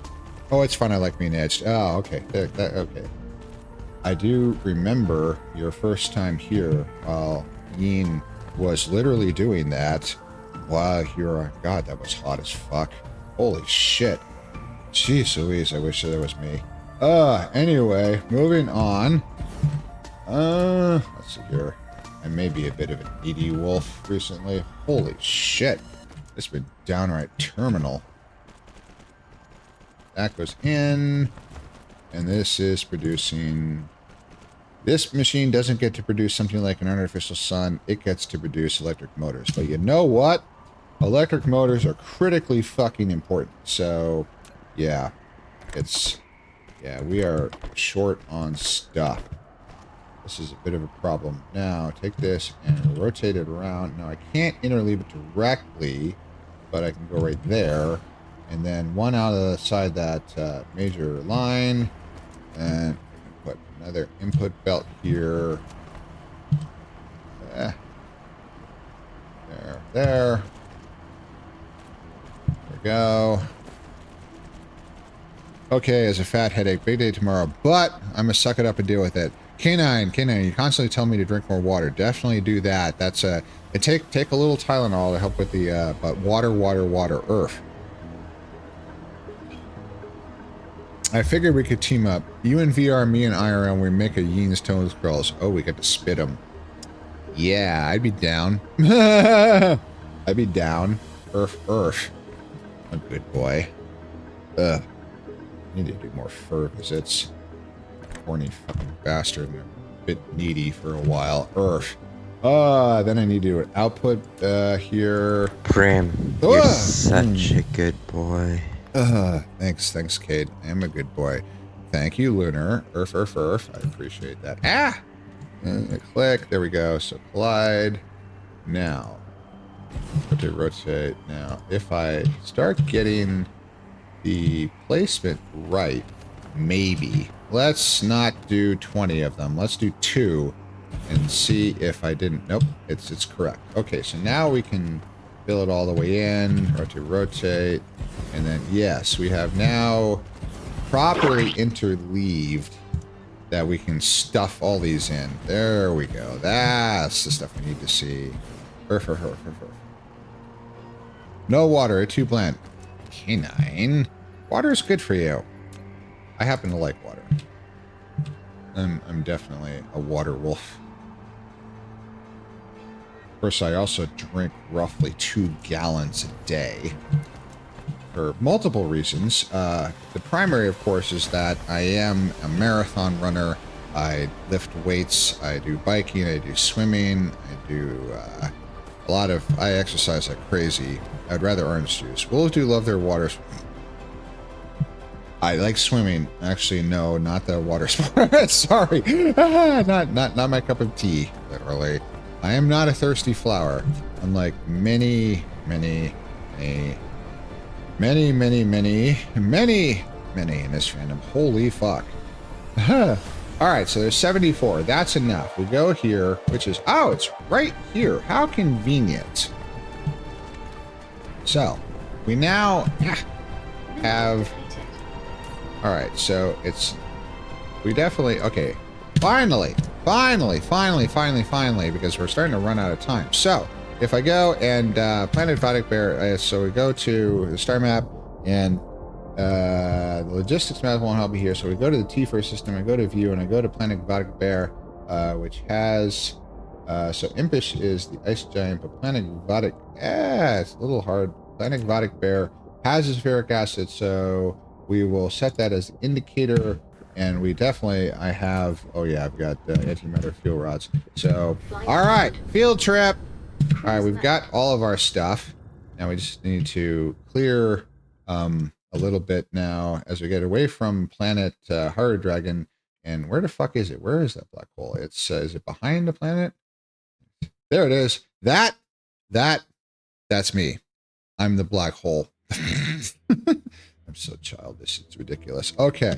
All right. So this is only 5 light years. This is like a trip around the block. Or even a Monster Energy. Maybe a Red Bull. A canine. Caffeine will just make your headache worse. Oh no, LOL. 5-hour energy lasts. Oh my god. I don't think I've ever had an energy drink in my life. Of course, I also have Crohn's disease, so massive amounts of caffeine do bad things to my insides. So the most I will ever do is coffee. Okay, 3 of you, finger on the trigger, close enough. Yeah, that's good. That's good. So, accelerate. There we go. Planet Vodic Bow. Well, I mean, I'm the light and the darkness. Yes, you are, love. Light and darkness. Together. I do love the bifurcated avatars you build. It's actually quite interesting. Blue as my balls, I see. Yes. Well, I'm on my way to give you the big suck, love. And... Cruise ended. All right, so... Any landing you can walk away from, huh? Now, is there any infrastructure on planet Vodic Bear? And the answer to that is no. We don't have jack and shit here. So, we need to... Hey, Prim, want to hear a quote by me? Sure, can. Go ahead. Perfect. So, I'm going to build a tower. Okay, so that's a very small sulfuric acid lake. Is there anything a little bigger? Come on, Vodic Bear. I thought you said you had it. Wait! We do have infrastructure here. We do. What the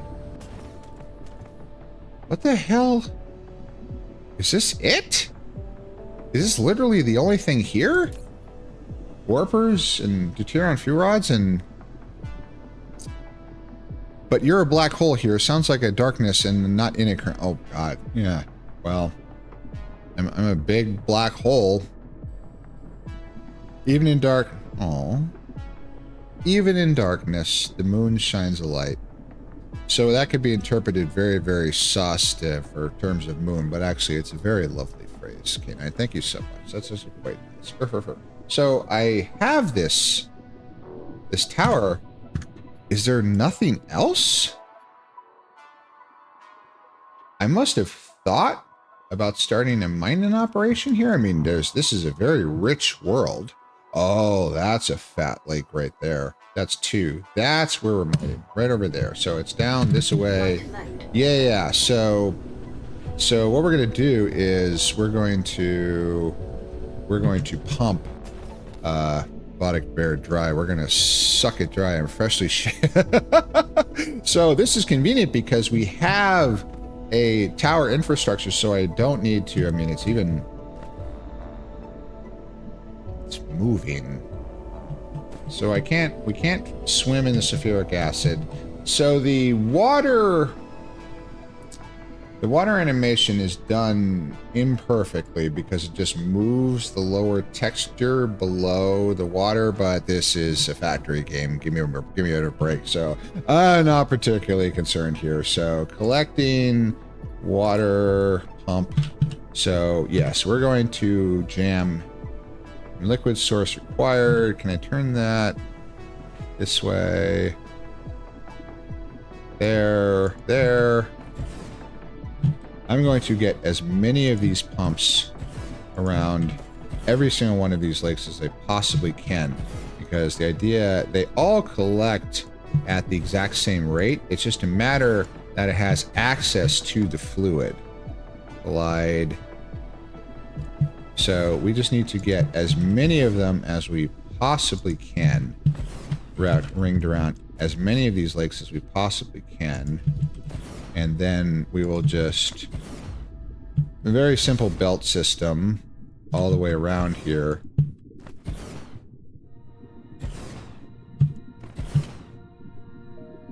Glide. There we go. Glide. That's it. That's all of them. Now, there's another lake down here. I figured going far past dry makes you kind of like sore.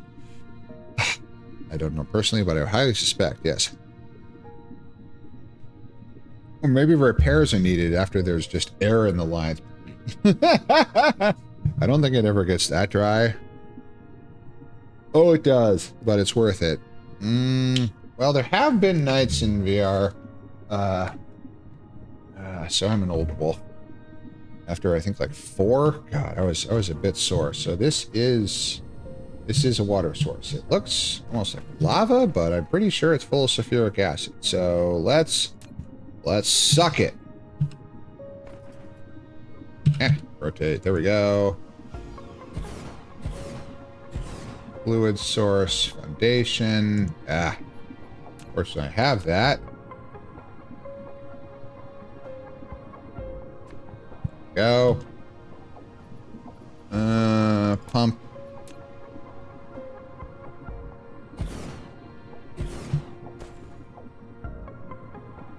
It's fussy. That's fine.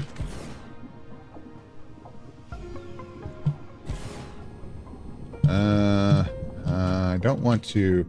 I want to use as many as I possibly can. Collide with other... There we go. Yeah. Can I end run one of these? Glide, liquid source. Wait. Foundation. Liquid. Yeah, it's... I'm sure there are better ways than this, but I'm just trying to get that one day. Death. It does start to feel amazing after like 6 or 7. I traded my smoking habit for another. How'd you quit? I mean, shit. Sounds a lot more fun than smoking to me. I never got started smoking. Nasty habit, so I'm glad I never had to deal with that. Also, I have enough trouble with my internal organs. I don't need to have my lungs secretly wanting to kill me. Liquid source. There we go. Collide. There we go. Oh, we'll slap a foundation here really fast. Just one. I could probably do something fancy with the foundations and be better about this, but give me a break here. All right, so there. Can I get one more? Collide foundation. Just slip another foundation right there. Now that one is still okay, even though I kind of foundationed it up, but it's okay. This is very fiddly. Bingo. One more. All right, so now we have a rather vast amount.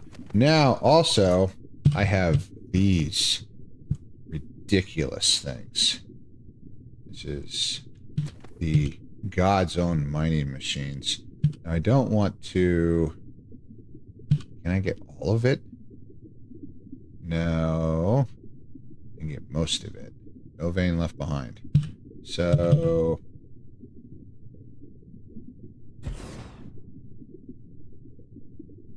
There we go. There we go. These things are sexy. Oh my god, it's just pure sex. Also, because they're their own towers, I don't need to belt it anymore. The large tower will just come and drag it out. It's great. No vein left behind. Exactly. That is definitely one of my foundational things here. Is that no vein is left behind. I have spent a long time hunting down individual missing veins. So this is just, so the mining machines are their own towers, but the sulfuric acid supply as bots, so because these pumps need to use belts. So we need to, okay, now this is the tedious part, which is okay. So there's a lot of pumps here. And no, I don't want to do that. I want to take it here. Now, these things do not have the greatest production rate in the known universe, so it's okay to just sort of tee everything off. I mean, it's probably not the most efficient way, but it'll do. Also, there's a fuck ton of them. So it would get a little tedious. Actually, it's better to do the last one. There, there, there, there, there, there. All right. Now, of course, nothing is actually moving because there is no power, but we will fix that at the end. All right, so this.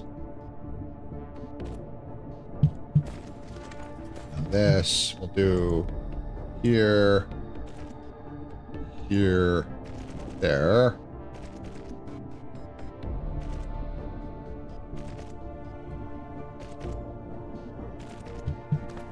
And then this, we'll just key it into that last one.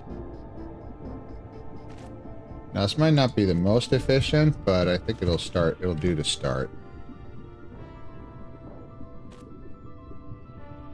One more tick. There we go. That.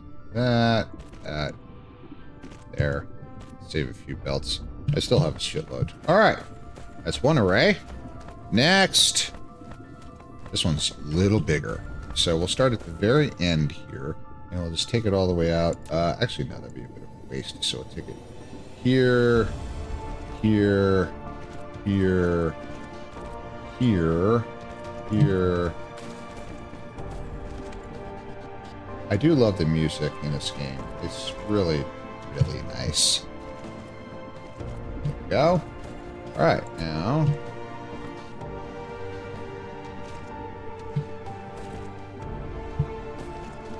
Mineral depleted.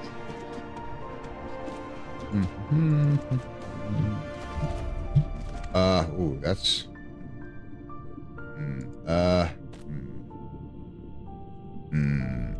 That's not going to work. That's not going to work. Let's see here. Collecting. Bingo. Can I get another one? Foundation required. So if I slap a foundation here, just right there, well, let me get a second one. Yes! Ah, score. Even better.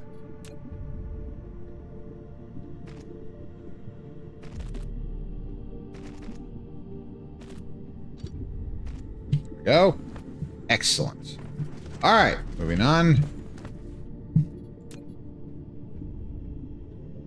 Now, it's just after a while, it kind of becomes silly to continue to plan where we should actually get these lines in production.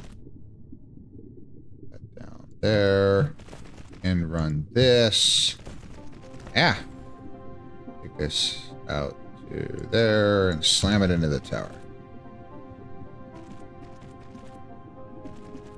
Yeah, because there's no super mining machine for liquids like there is.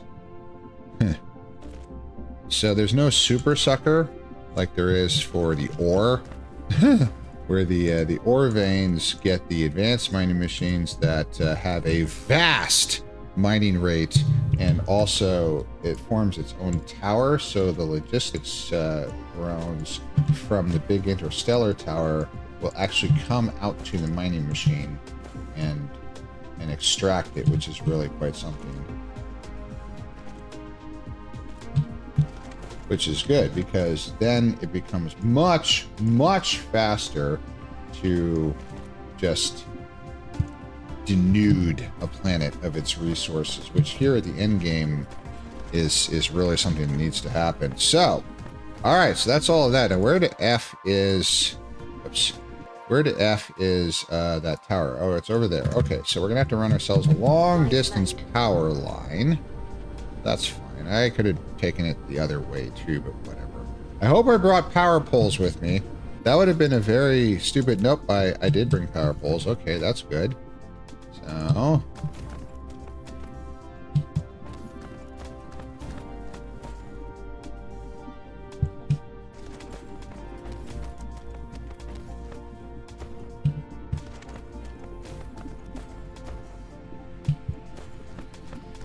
All right. Dum-da-dum. Get this. Where's that tower? get it to here because now we're going to start using the big ones. These satellite power stations will power a shitload of stuff. I don't need to use a big one for that. Just a little Tesla tower between these two. We'll turn those two on. There we go. Another Tesla tower can reach out to there, and we'll provide enough reach out there, which will be close enough. Probably gonna make yeah, I'm not gonna get this from one. Might need a few. This is a big array. That's all right. Voila. All right, here we go. So now we are filling a serious amount of sulfuric acid. And how are we doing on power consumption? Getting a little close off of just 2 generators. Absolutely. Which means it's time to upgrade. It's time to upgrade. Now we are rapidly running out of time for the last ad break of the stream. So we will take that ad break and then we'll be right back. And we'll flip this over, slap a star down, and do that, and then probably finish up. So everybody, make sure you go get the last bit of water, hit the bathroom one last time, and all that. We'll be right back.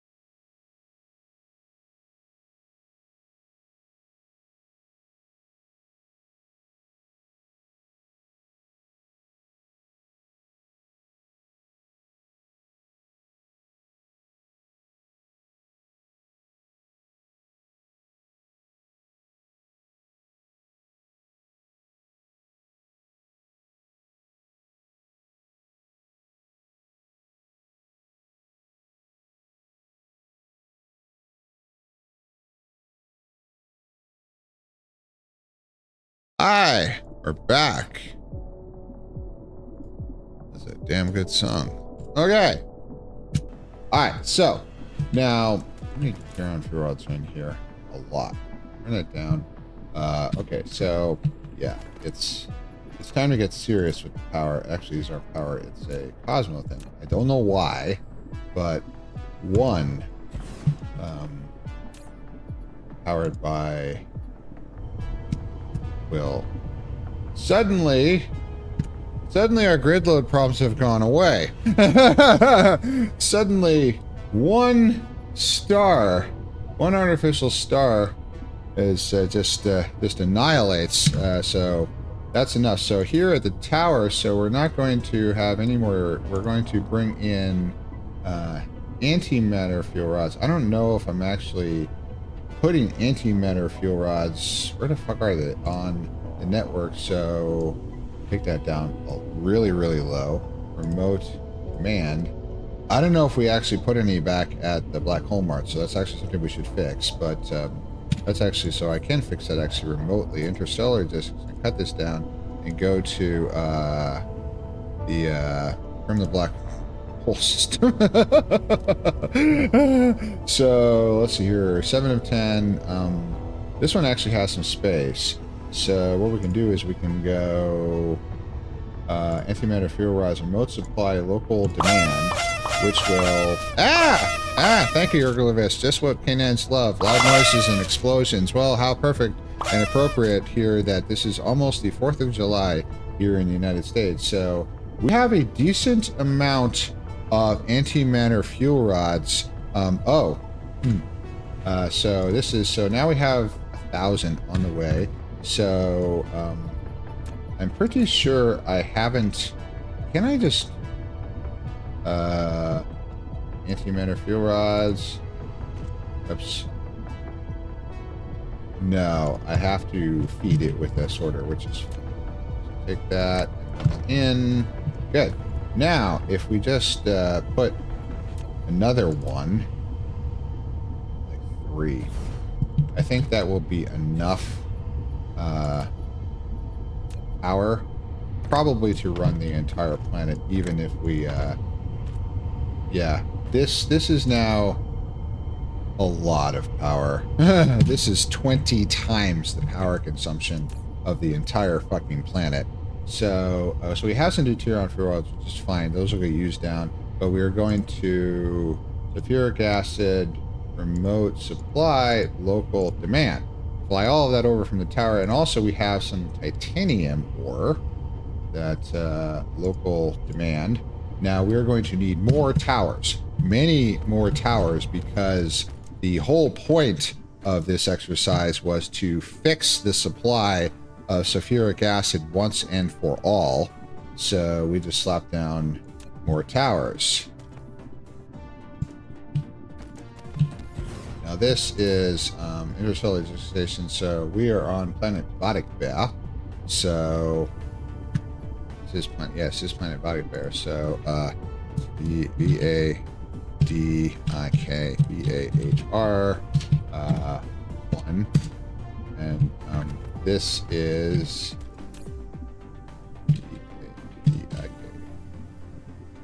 VAHR 2. Very simple. There. We'll get it power in a second.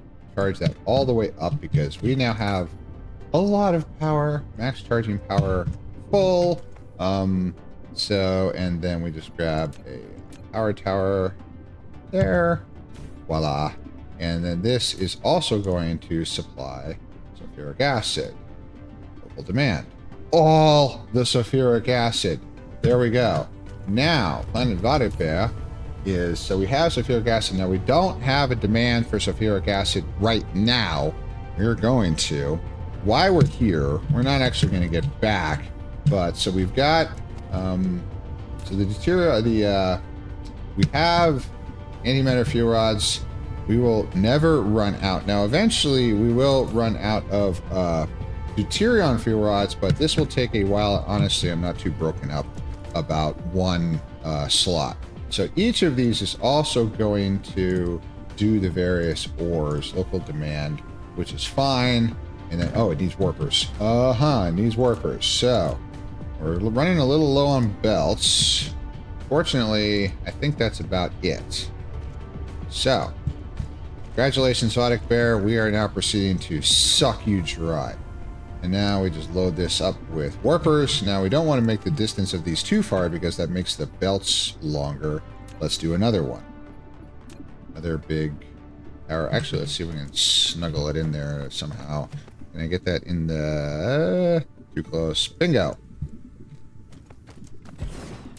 All right. This is VIKVAHR3, which, congratulations, is going to do the exact same fucking thing as the others, and is going to local demand, sulfuric acid, and titanium ore, local demand.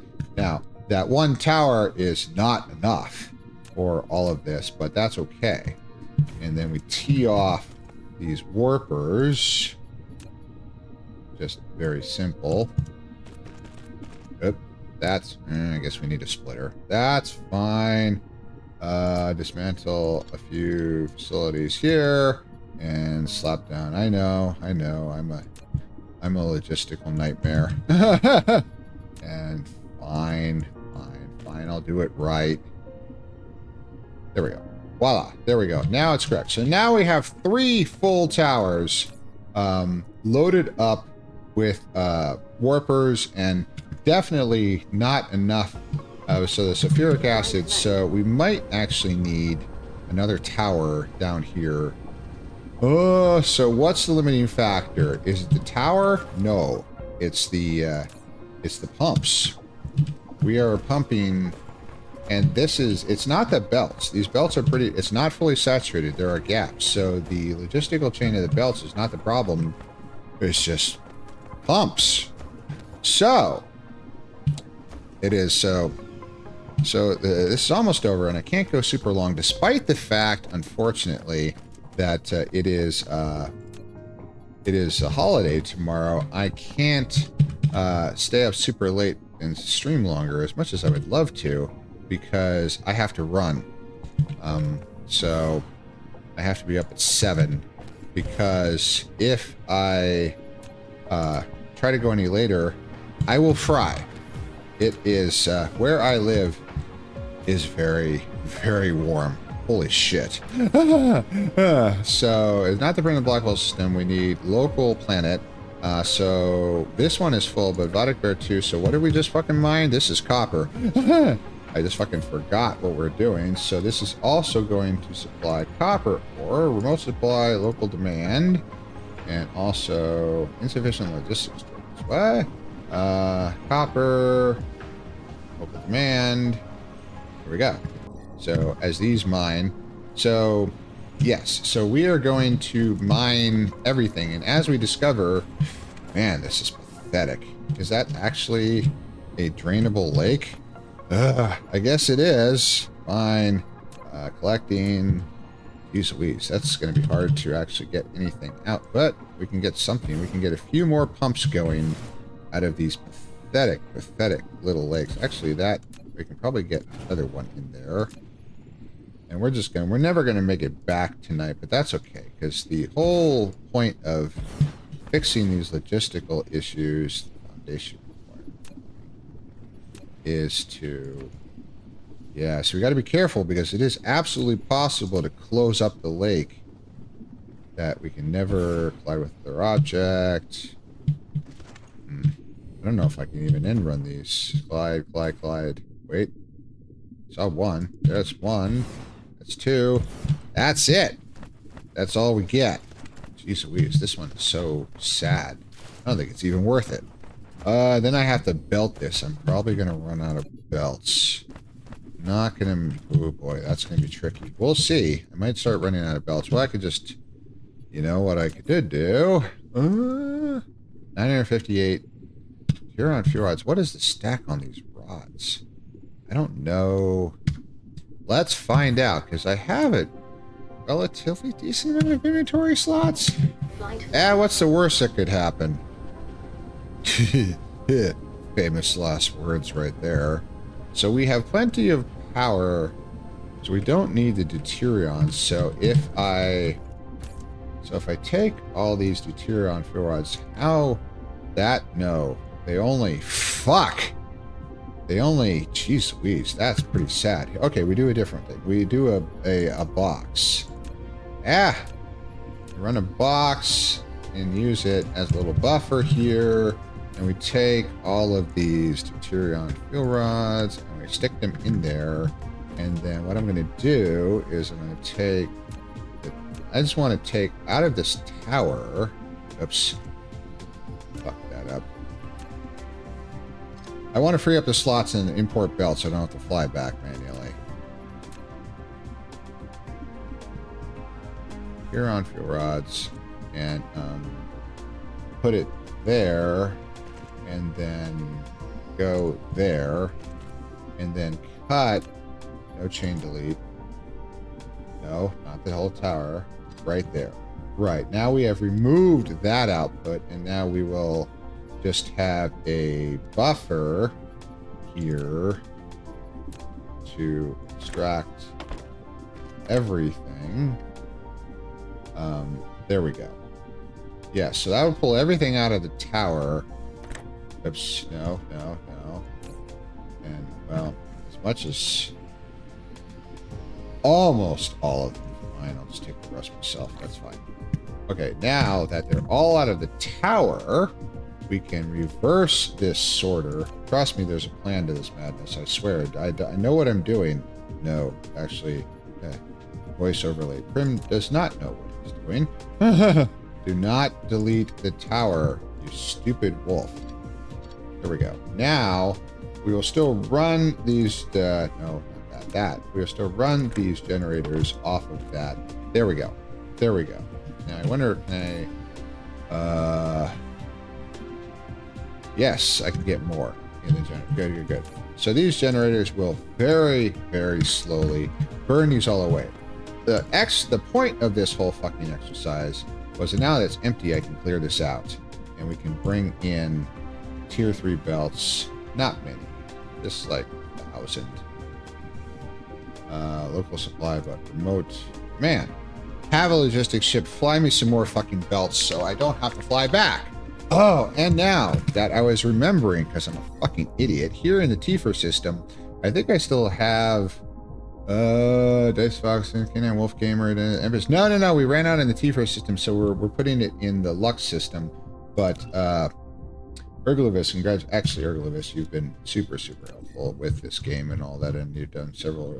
I know you really like the game, so congratulations. Alsus Astralis is a system that is being mined, so Uglarbisk. Congratulations, you're a star. All right, now, so we will have some belts coming in here. So that's now become a thing. There are plenty of stellar objects in this game for me to name. Every single viewer gets stellar object. Now, did we get that tranche of belts yet? Probably not. Down. Alt. There we go. That's... Trim. There we go. That's the belts. I need these flipping belts. There we go. Thank you. Get some more in. That's fine. All right. Now we can start to actually fucking use those resources that we were mining. So, no power, no nothing. Power. Big power. All right. Now, let's fucking belt this shit up.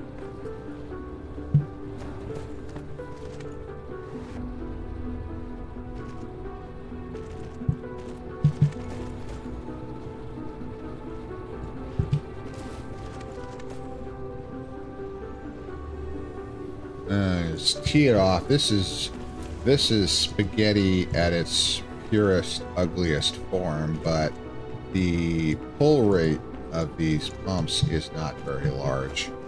And we're just going that way. Beautiful spaghetti. Exactly, Harvey. Exactly. I know you're here for the spaghetti, love.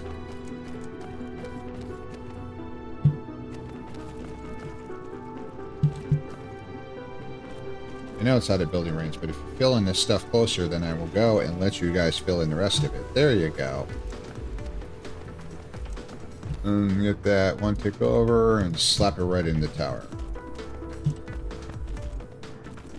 Now, we have, that's full, that's full, that's full, local plan, interstellar logistics, that's full, but they're all full. Good, good, good. We have now provided a vast amount of sulfuric acid to insufficient logistics.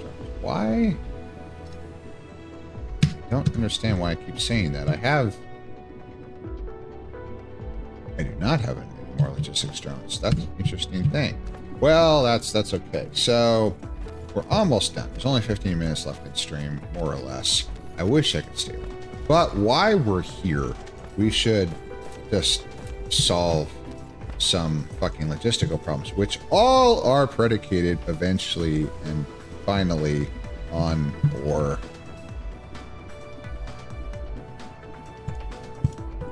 I love it when I can get the entire fucking vein in one throw.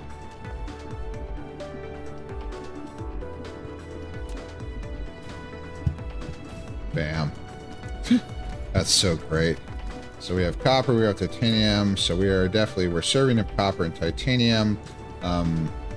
It's not even necessary, but this is fine because we will, trust me, we'll use it eventually. Can I get it all? Oh, come on, baby. Work with me here. Work with me. Come on, baby. One more. Oh,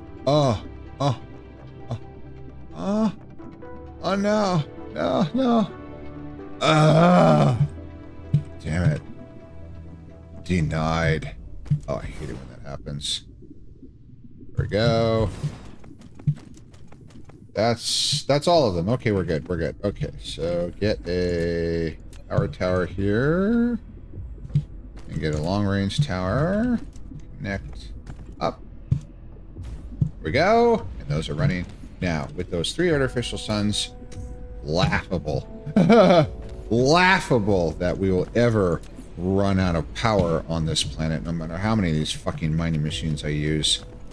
So we're just going to just mine things as we come across them. Hecky. Let's see here. Mining. This vein is humongous. We'll never get it all in one go.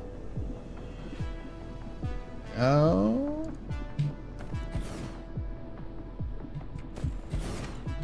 Alright. And now I think it is possible to name mining machines, but I am not going to insult my viewers by naming them after mining machines. No, my viewers come first, then roll over and go to sleep. My viewers get to be planets and stars, because my viewers are the stars of the stream. Har, har, har. See what I did there? So, yeah, it's just, I wish I could just keep going like this and stream more, but I do have to get to bed. I'm sorry. Okay, there's that one. There's no real speech tonight, which is fine. That here. That there. But what I will say, why we're sort of finishing up here, is that I know all of us are likely not at Anthrocon. Anyone at Anthrocon is too busy to looking at someone's crotch or something right now to be watching me. God, I wish that was me. But don't rip yourself apart, jokes about FOMO and all that. I understand it completely. I do wish I could participate in the parade this year with my suit, absolutely. But there will be more. We will be there. We all have our problems with logistics, money, both, whatever. So this happens. Iron. So we don't have, so here we will also supply iron. Full demand. And this tower as well. Wait. That's titanium, iron, local demand, remote supply is not being used. but we'll be on the network. Millions and millions and millions. And here come the bots to greedily consume it all as we just steadily wander around the planet, mining these advanced mining machines. Just, God, they make this so easy. This would take forever in the old way. So this, let's see, as soon as, hopefully ooh. That's so tantalizingly close. Oh. That did it. That's the whole thing. God, these things are powerful. Oh, man. These big mining machines are really quite something. Well, obviously, they've discovered, I mean, the resources to produce these are vast. These are definitely endgame products, but they know what they're doing.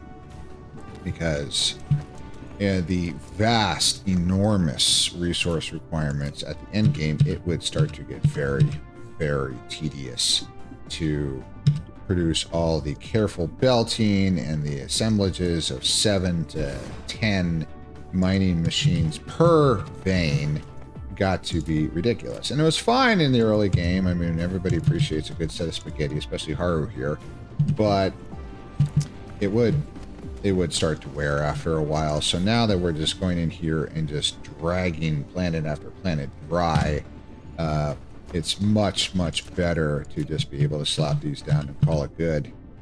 All right, so there's no way. Can I even throw this? That's, geez Louise. Is there? No, not quite. And that one, collide. Oh god, the tropic lines. Ooh, nope, that's ugly. Yeah, here at the polar region, shit's tough. Ugh. Oh man, the angles. Jeez Louise, that's ugly.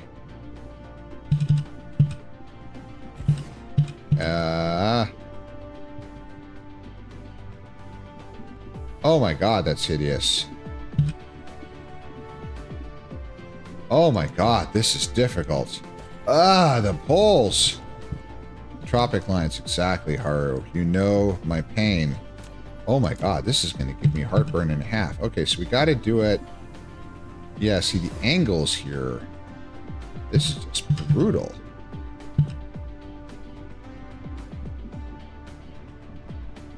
See, that's what I need, but oh my god.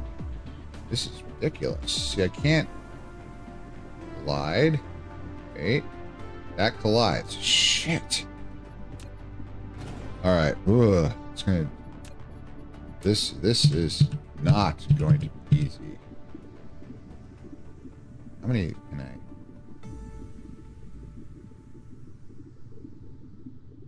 Look away. Look away, everyone. I don't think it's possible. I feel dirty.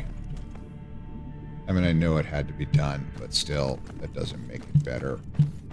I mean, it just... Oops. I fucked that up. That's just...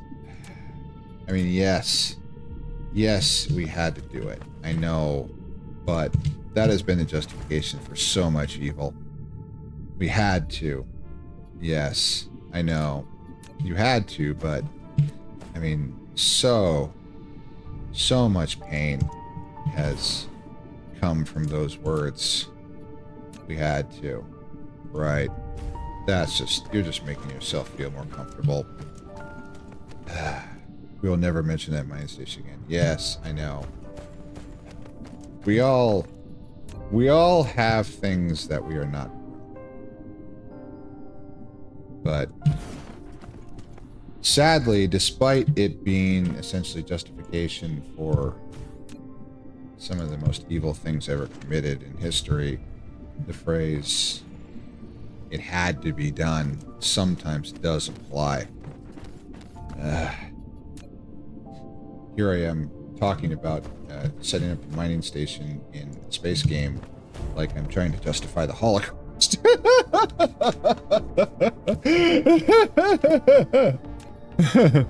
Back. I miss anything? You got home and had to mess with him.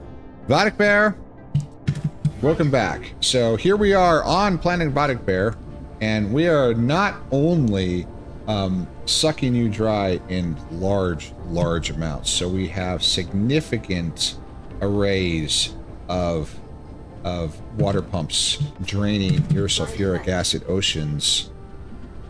And so yes, so the thing is, we have now capped 3 towers worth of sulfuric acid. So yes, you are being drained like crazy. Now we are busily working our way around all of your mineral resources and setting them up for future extraction. Now they're all being extracted with these fancy mining machines, but they're really not going anywhere because the demand for these raw resources isn't there yet. It will be in the future. Take your rocks. Exactly. Your riches are vast, Vodek Bear. You will supply my factory back at the Prim Black Hole for quite a while. And if we do ever run out of sulfuric acid production, there are more sulfuric acid lakes. But I think what we have now is a damn good start, because that's a lot of sulfuric acid on the network. And okay, but we have done very, very, very good, because we have definitely solved. So if I just limit to sulfuric acid and I go to interstellar everywhere, we're full everywhere. Back at the Black Hole Mart, we have lots on the way. There is plenty. That's amazing there is so much acid, because I'm a basic ass bear. Well, we're getting rid of your basic ooh, wow, I've used up all of the critical photons. Am I producing enough critical photons? Kinda. So the entire star system now is predicated on these critical photons around Lambda Messier. Might have to go back. That's Tuesday. We can't do everything today, or I unfortunately do have to I have to go, because I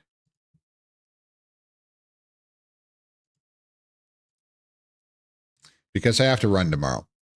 So actually I got to turn that off. I don't know if it's going to get caught without that sounder there, but it's fine. So we're good. Okay, so game saved. Exit to desktop. Now I'm not, well, it's a little late, but I'm not missing a big redeem or anything, am I? Looking here. No, things have been quite quiescent for a while, which is great. You guys have just been watching, which is lovely. So we did a lot today. The artificial stars were definitely a big step. So the production of the antimatter fuel rods, the artificial stars, and then of course my stupid self-discovery, and finally that it's possible to name planets and stars, and therefore naming all these lovely interstellar objects after my wonderful viewers. Of course, the black hole is me. That's me, the black hole.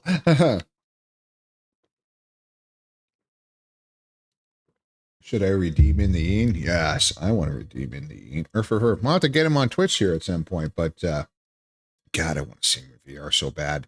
Earth. So, everyone, thank you so much for being here. Thank you so much. I don't talk about AC anymore. We've talked about it enough. Thank you so much. For those of us here in the United States, happy 4th of July tomorrow. Yes, there are problems. Yes, there are. We will not discuss that here. What we care about here is that we are here for each other, that we support each other. And yes, there are issues that we all have, especially for so many of us in the furry community being LGBTQSI plus. Did I get it right? S2 plus. There, sorry. I'm Panverse switch myself. I should learn it, but I only admitted that myself a couple of years ago. So yeah, I'm kind of new at this. Sorry. So yes, we of course have our issues and all, but it is still, in my opinion, we're celebrating the history and what has taken to get us this far. Whether things are currently perfect, no, but we still do enjoy, at least for now, rights and freedoms that definitely help. And yes, so does sometimes things need to get better? Absolutely. But we can still celebrate each other, and we can just have, instead of making everything where it has to be perfect and it has to be and as we'll look badly, we can just have a party.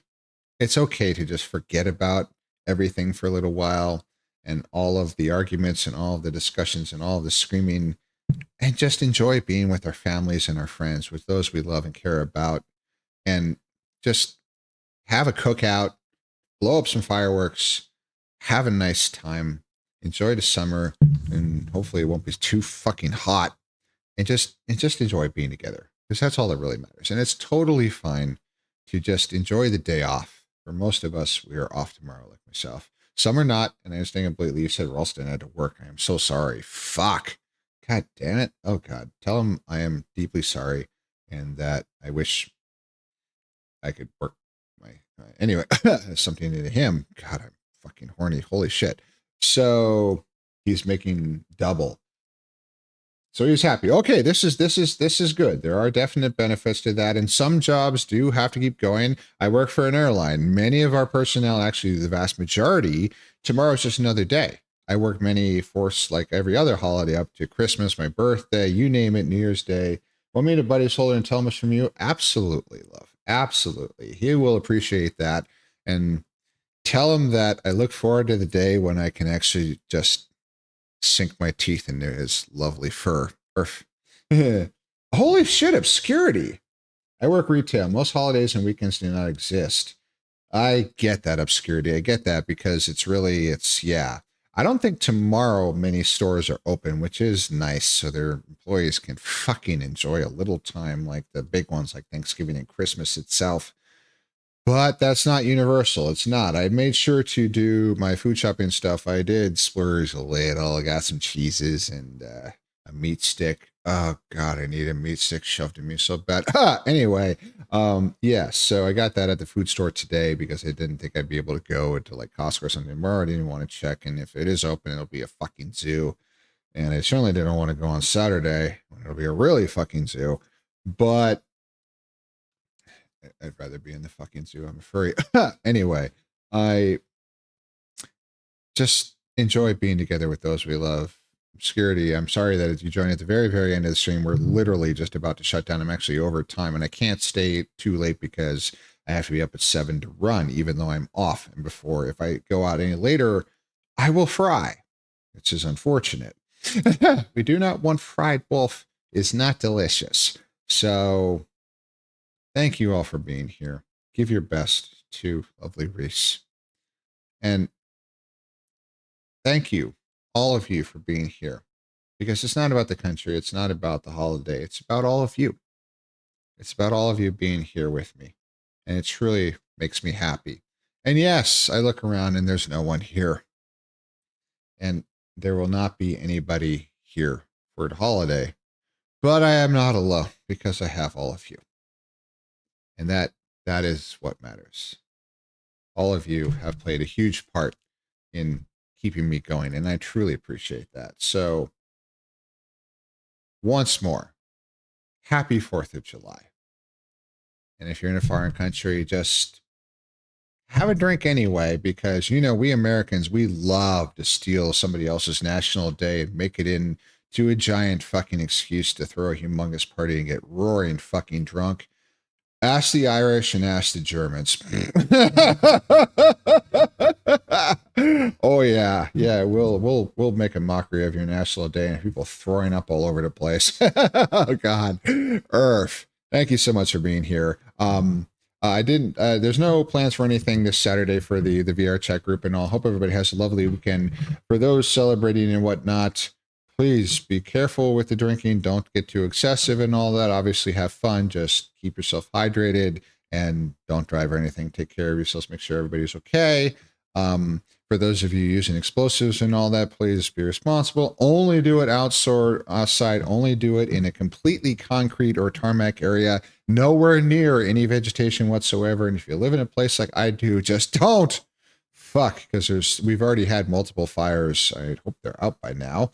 But it's, yes, be careful. Please, please, please be careful. And just have a good time and enjoy yourselves and all that. I met a bunch of German dragons in a griffin recently. Who am I learning German now? Because 2 don't speak English. Ooh. Non-English speaking furs. That is a super, super rarity because, of course, all the ones who typically show up in VR chat because it's so English and especially American dominated, that is quite rare. That's fascinating, actually. Tarmac, like on an airport. Okay, Prim told me to do about obscurity. It's a term for blacktop or asphalt. Earth. The name tarmac is actually the material, not just the location obscurity. I am not be responsible if there is a leopard running around on the ramp. Earth. And I will disavow any knowledge of the fact that 30 years ago in my college days, after rather sizable amounts of alcohol, the rotating beacon at the airport may have gotten ridden by yours truly.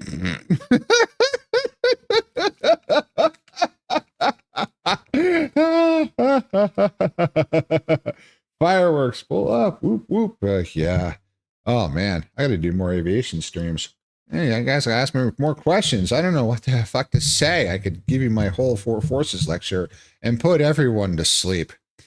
I love all of you. Thank you so much for being here. I appreciate it so much. All right, let's go see if anybody's actually going. This could actually be a rather limited list considering that so many are at Anthrocon right now. Let us find out. Let's see here. Moss is up. Allie! Oh, absolutely. We're hitting Allie. Holy fuck. That makes it sure easy. Alibastaire. Allie Bastaire. I'd be down for an aviation stream for sure. Well, give me guys a topic. Thank you so much. Holy 13. Wow. Jeez, I think that might be, I don't think it's my highest, but it's definitely up there. I'm going to double Allie's viewers, which is, Allie's been doing this far longer than I has, Jesus, like 10 times my followers. Holy shit. Thank you. I'm truly touched. I'm kind of flabbergasted, to be honest. Wow. I appreciate every single one of you so much. You make me keep doing this. I do not do this for the money. They don't pay me very much. I do it because I enjoy talking to all of you. And I hope you have a lovely weekend. And I hope you enjoy your time in RL, in VR. Everything's the same. It's the feelings and the caring that matter. That we're all there for each other, that we can just reach out and hug each other a little and say, you know what? I care. Even if all I want to do is just fuck you. But I care about that too. Thank you so much. Hope everybody has a lovely weekend. We will be back as scheduled, as normal, unless there's something crazy that I haven't looked at. Really quick look at the calendar and all that today. No, we'll be back tomorrow. We'll be back next week. No problem. So it's all good. Earth. Wait, I have to earth more. Earth, not quite earth.